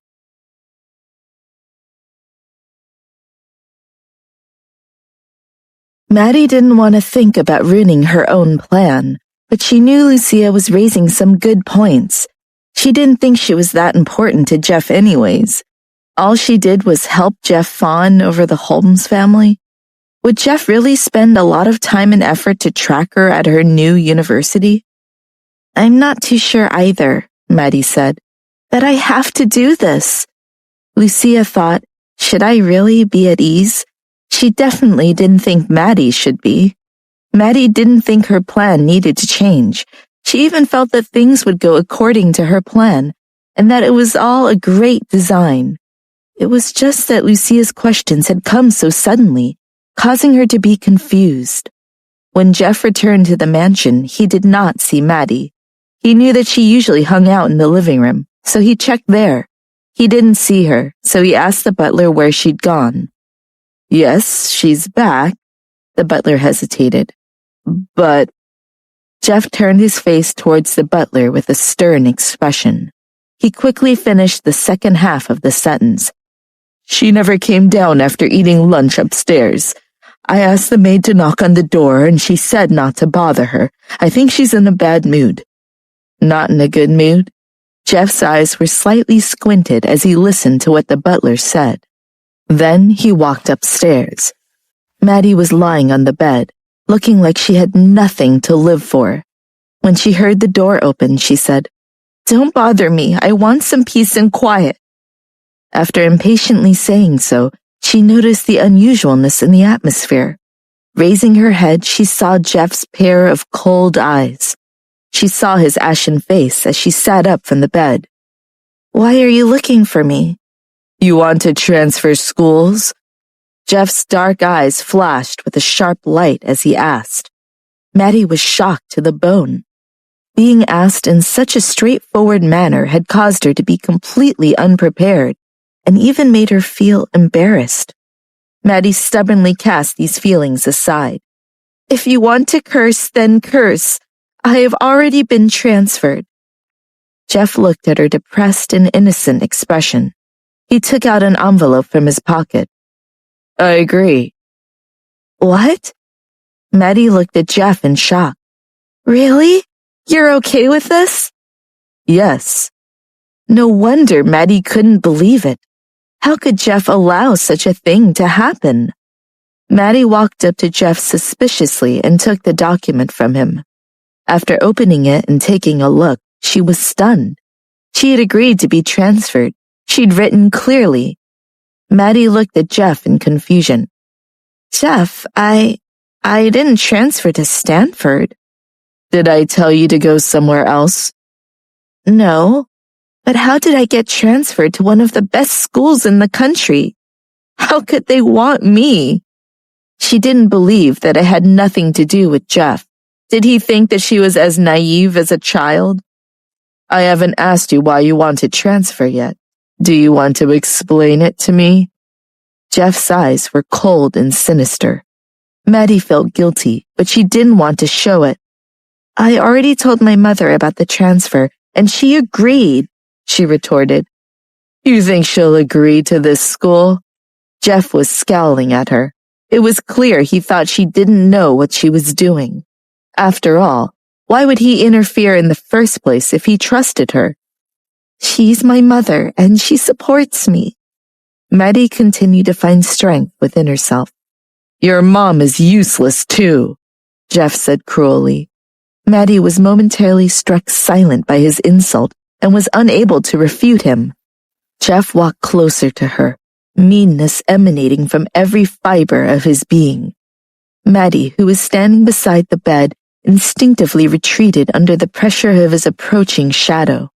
However, there was another bed behind her, causing her to lose her balance and fall onto it. "Jeff, what are you doing?" Maddie cried out. Jeff had pressed his upper body down on top of her, and his handsome face was close to her face. Are you sure you have the confidence, or do you just want to escape from me? Maddie's heart almost stopped from the shock. She didn't know how to deal with these conflicting emotions.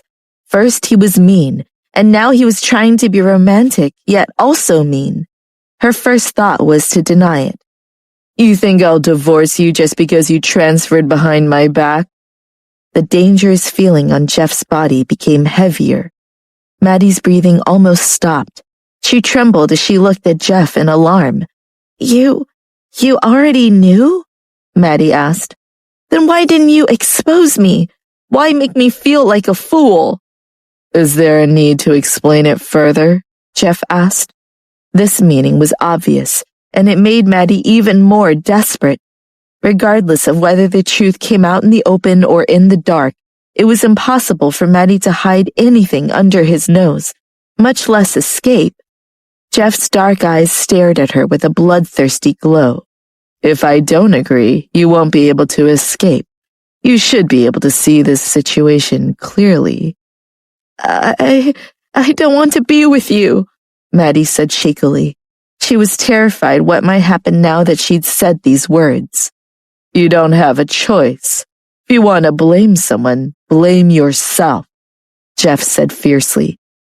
I shouldn't have come knocking on your door and provoked you. Maddie had already experienced it for herself. It's good that you know this, he said. Circulating numbness, Maddie shuddered. Her eyes filled with shock. Her resistance had weakened by his handsome face. Her body and consciousness were being controlled by Jeff. Later at the dinner table, Maddie ate in silence. She had no appetite for the delicacies on the table.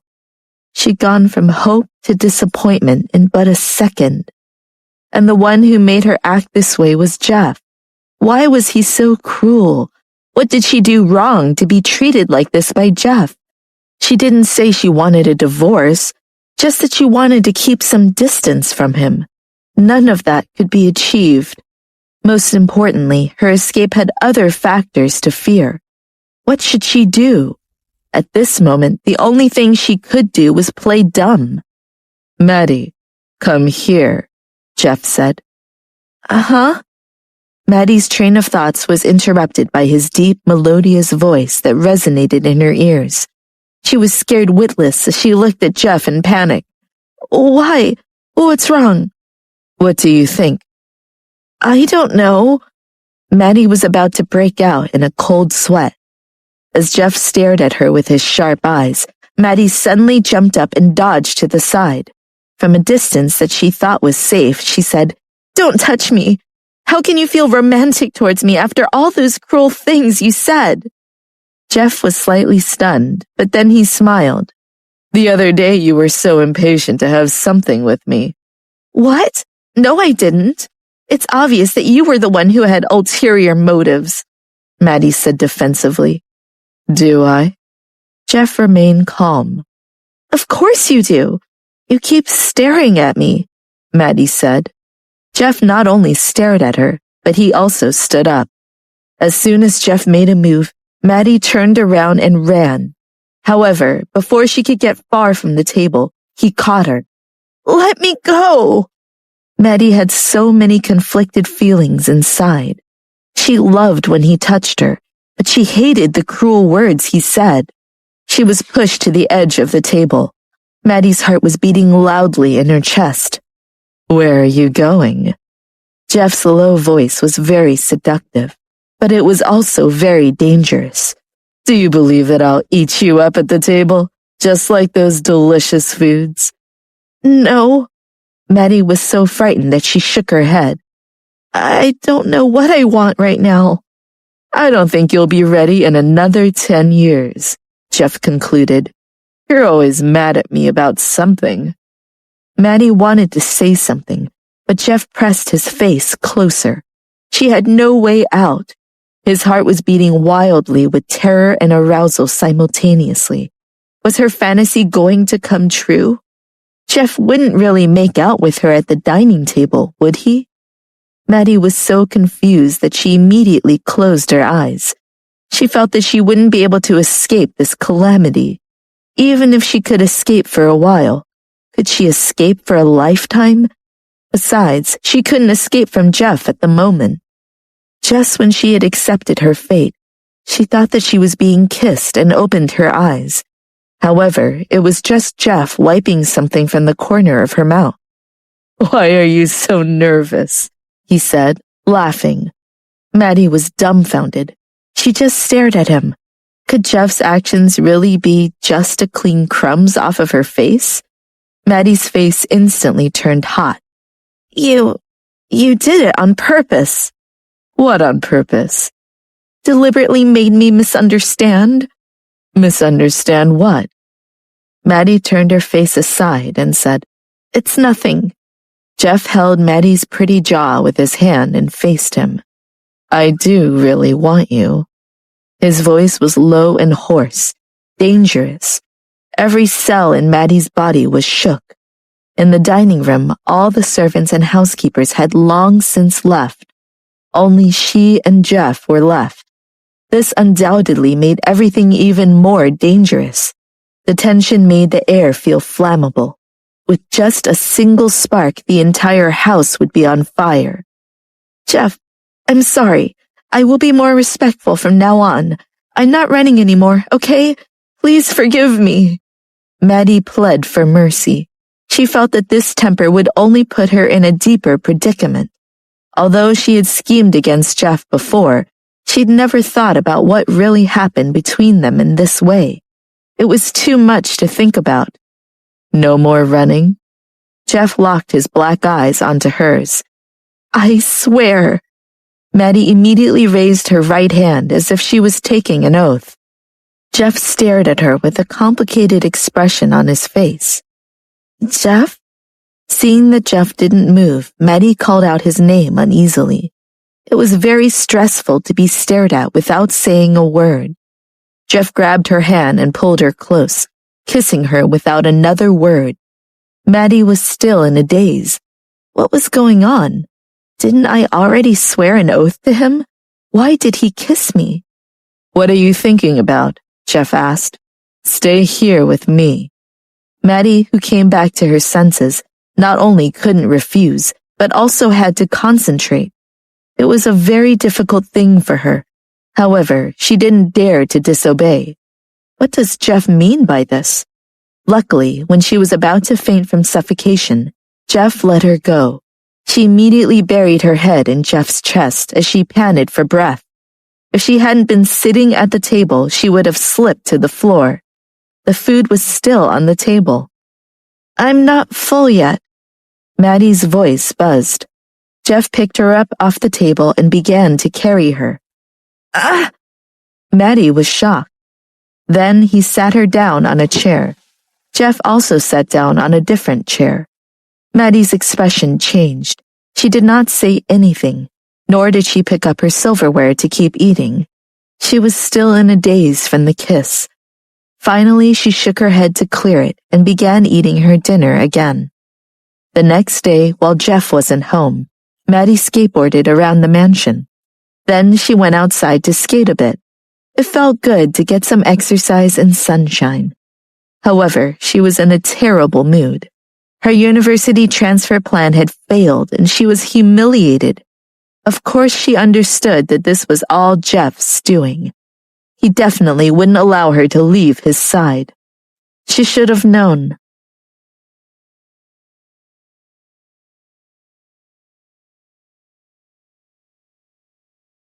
Other people who were going to be transferred to Stanford would be crying tears of happiness, but not Maddie. She wasn't happy at all. A maid walked towards Maddie, holding out her phone. Miss, your phone has been ringing for a little while. As she spoke, the phone began to ring again. She accepted the phone and the maid left. When she saw the caller ID, her expression changed. She answered hesitantly. Mom, what's going on? So, tell me everything, Stacy asked. What about the transfer? Did you make him agree? I didn't, Maddie said. Her voice was muffled. I already guessed that would happen, Stacy said. She sighed. You don't want me to transfer either? To be honest, yes, Stacy said. But if you think about it more and decide you want to, I will never stop you. But now someone is actually stopping me. Maddie felt even more upset as she listened to Stacy's tolerance and love for her. The contrast between her mother's love and Jeff's temper tantrums was too much to take. Reaching your potential is important, but so is having the support of your family close by. For that, I thank him. Maddie wondered if Stacy would still be so calm if she were to reveal her current relationship with Jeff. It was all thanks to Jeff that she'd been in this predicament to begin with. I'm going to treat Jeff to dinner later. Why? I can't take him to dinner without you. Maddie wanted to cry, but had no tears. Was it necessary to treat Jeff to a meal? What did her mother have planned? She was especially nervous when the three of them were at the same table. She was always afraid that Stacy would notice that something was wrong. Her mother could see through things with an uncanny precision. But how could she stop it? She couldn't. Just like her plan to transfer, she was powerless against this. Still, she wanted to try. Therefore, after considering it over and over again, Maddie called Jeff. Jeff, if my mom calls to ask you to go to dinner, please just say that you're not free. Why? Jeff asked. He laughed. the familiar low rumble sounding. "She said she wanted to thank you for letting me stay. I think it's too troublesome and unnecessary. What do you think?" "I've already agreed." "What?" Maddie was stunned. How did she call you first? Was her mother really that adept? Also, wasn't Jeff agreeing too fast? Why didn't anyone ask for her opinion?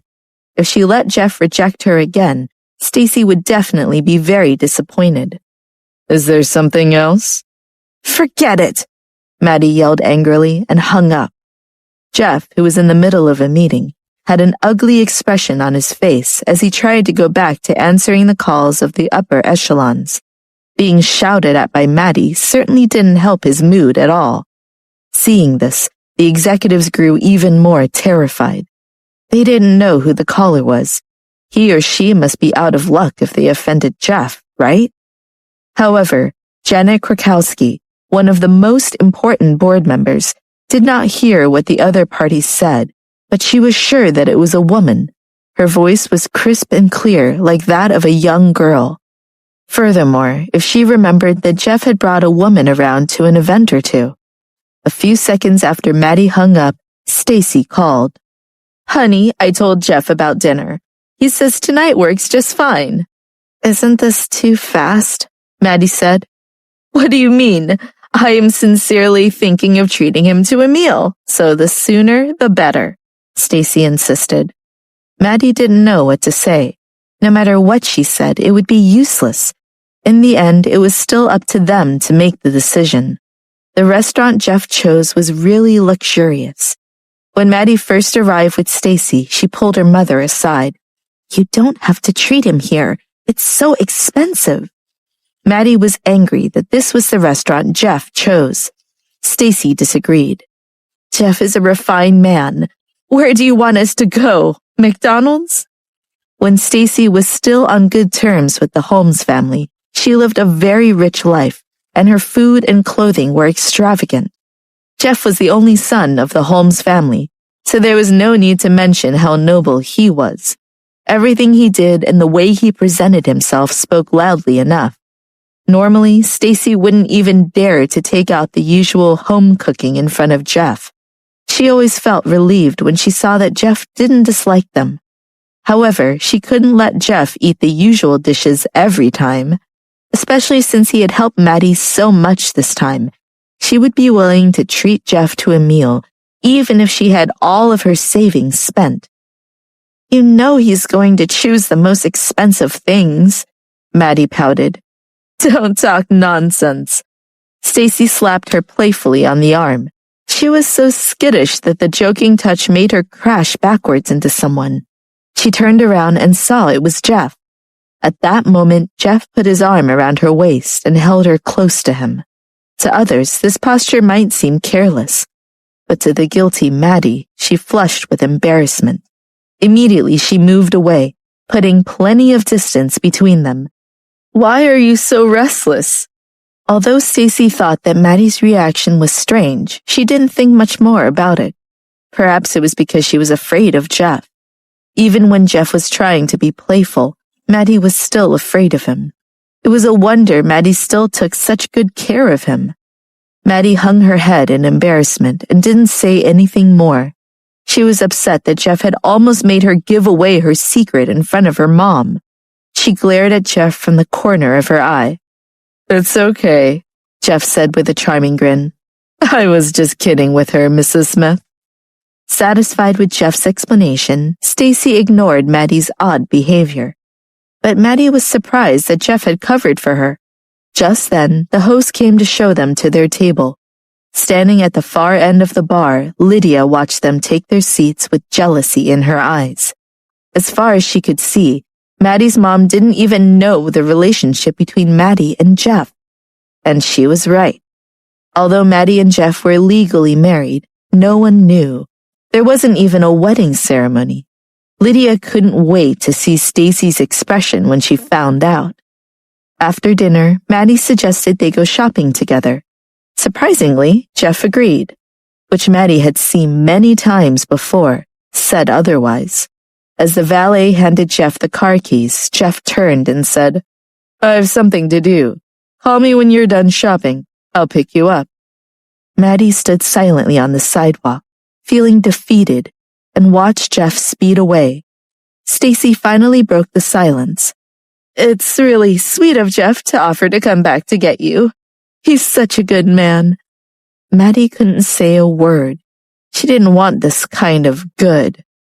But if Stacy could read her daughter's mind, she'd surely understand how Maddie felt. As Maddie and Stacy browsed the luxury dresses at Neiman's, they ran into someone who not only surprised Maddie, but also made her nervous. Lydia. Maddie immediately lowered her head and pretended not to see Lydia. But Lydia wouldn't be deterred. She'd followed them into the mall after all, determined to expose Maddie's secret. Wow, what a coincidence to see you both here. What are the odds? Lydia greeted them warmly. Lydia examined Stacy more closely now. Lydia could tell that Maddie's mom was no ordinary woman. She was tall and slender, fashionably dressed in high heels and designer clothes. She had the aura of a strong woman. Lydia wondered how Maddie could be related to this woman. Facing Stacy's enthusiasm, Maddie could only reply, "Yes, I'm just doing some shopping." Is this your mother? You two could be sisters, Lydia said with a smile. Stacy asked Maddie, "Is this your friend?" Before Maddie could open her mouth, Lydia introduced herself. "I'm Lydia. My family has some business dealings with the Holmes family, so I got to know Maddie through them." Stacy was excited to see Maddie had made such a charming new friend. "Lucky you, Maddie." "I'm flattered," Lydia said, "but I'm the lucky one, now that Maddie is Mrs. Holmes." At this, she glared at Maddie. Stacy, who had been stunned silent for a moment, finally spoke again. "Mrs. Holmes? What do you mean?" Maddie didn't expect Lydia to say that in front of her mom. She abruptly changed the subject. "Mom, let's go. There aren't any good clothes left." Lydia blocked their way. "Why are you in such a hurry to leave? I haven't finished," Lydia yelled, finally showing her true evil intentions. "There's still a lot your mom doesn't know about you. You don't want her imagination running wild, do you? Lydia, what are you trying to do? Mind your own business." Maddie was furious. Lydia taunted Maddie. "I'm only looking out for your mom. How could you hide this from her? Sooner or later, the truth will come out." Maddie's face was red with anger, but Lydia kept going with a cruel smile on her face. Stacy turned to Maddie. "What is she talking about? What are you hiding from me?" "Mom, don't listen to her nonsense. I'm not hiding anything." Maddie tried to pull her mom away again, but Lydia still blocked her path. "I'll say it again, then," Lydia sneered. "Lydia, what does it have to do with you?" Maddie was nervous now. "It has everything to do with me," Lydia questioned. "Jeff was originally my fiancé, but you somehow convinced him to marry you. How could you?" Then Lydia turned to Stacy, who was still in shock. "When you turned your back on the Holmes family all those years ago, everyone saw you for the ungrateful person you are.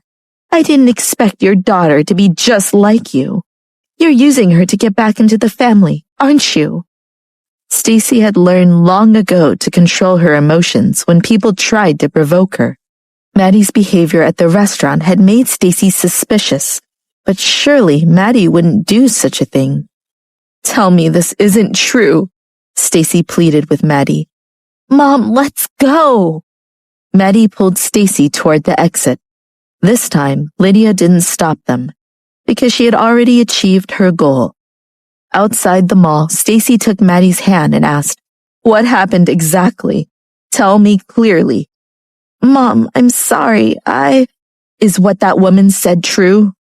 Maddie didn't expect her mom to find out about it this way, but she knew she couldn't hide it anymore. After hesitating for a long time, she bit the bullet and nodded. "Yes, it's true." Stacy was so angry she turned around on the spot. "You seduced Jeff?" Stacy couldn't accept this fact at all. Her daughter was so young. No, I didn't seduce him. Then why'd you say it was true? Jeff and I are legally married, Maddie admitted, but he forced me to do it. Why would he do that? His family forced his marriage. He didn't want to marry Lydia, so he forced me. Nonsense. Stacy was furious. It was the first time in Maddie's life that she had seen Stacy so angry at something. Mom, I'm sorry. Maddie sobbed. I'll think of a way to divorce Jeff.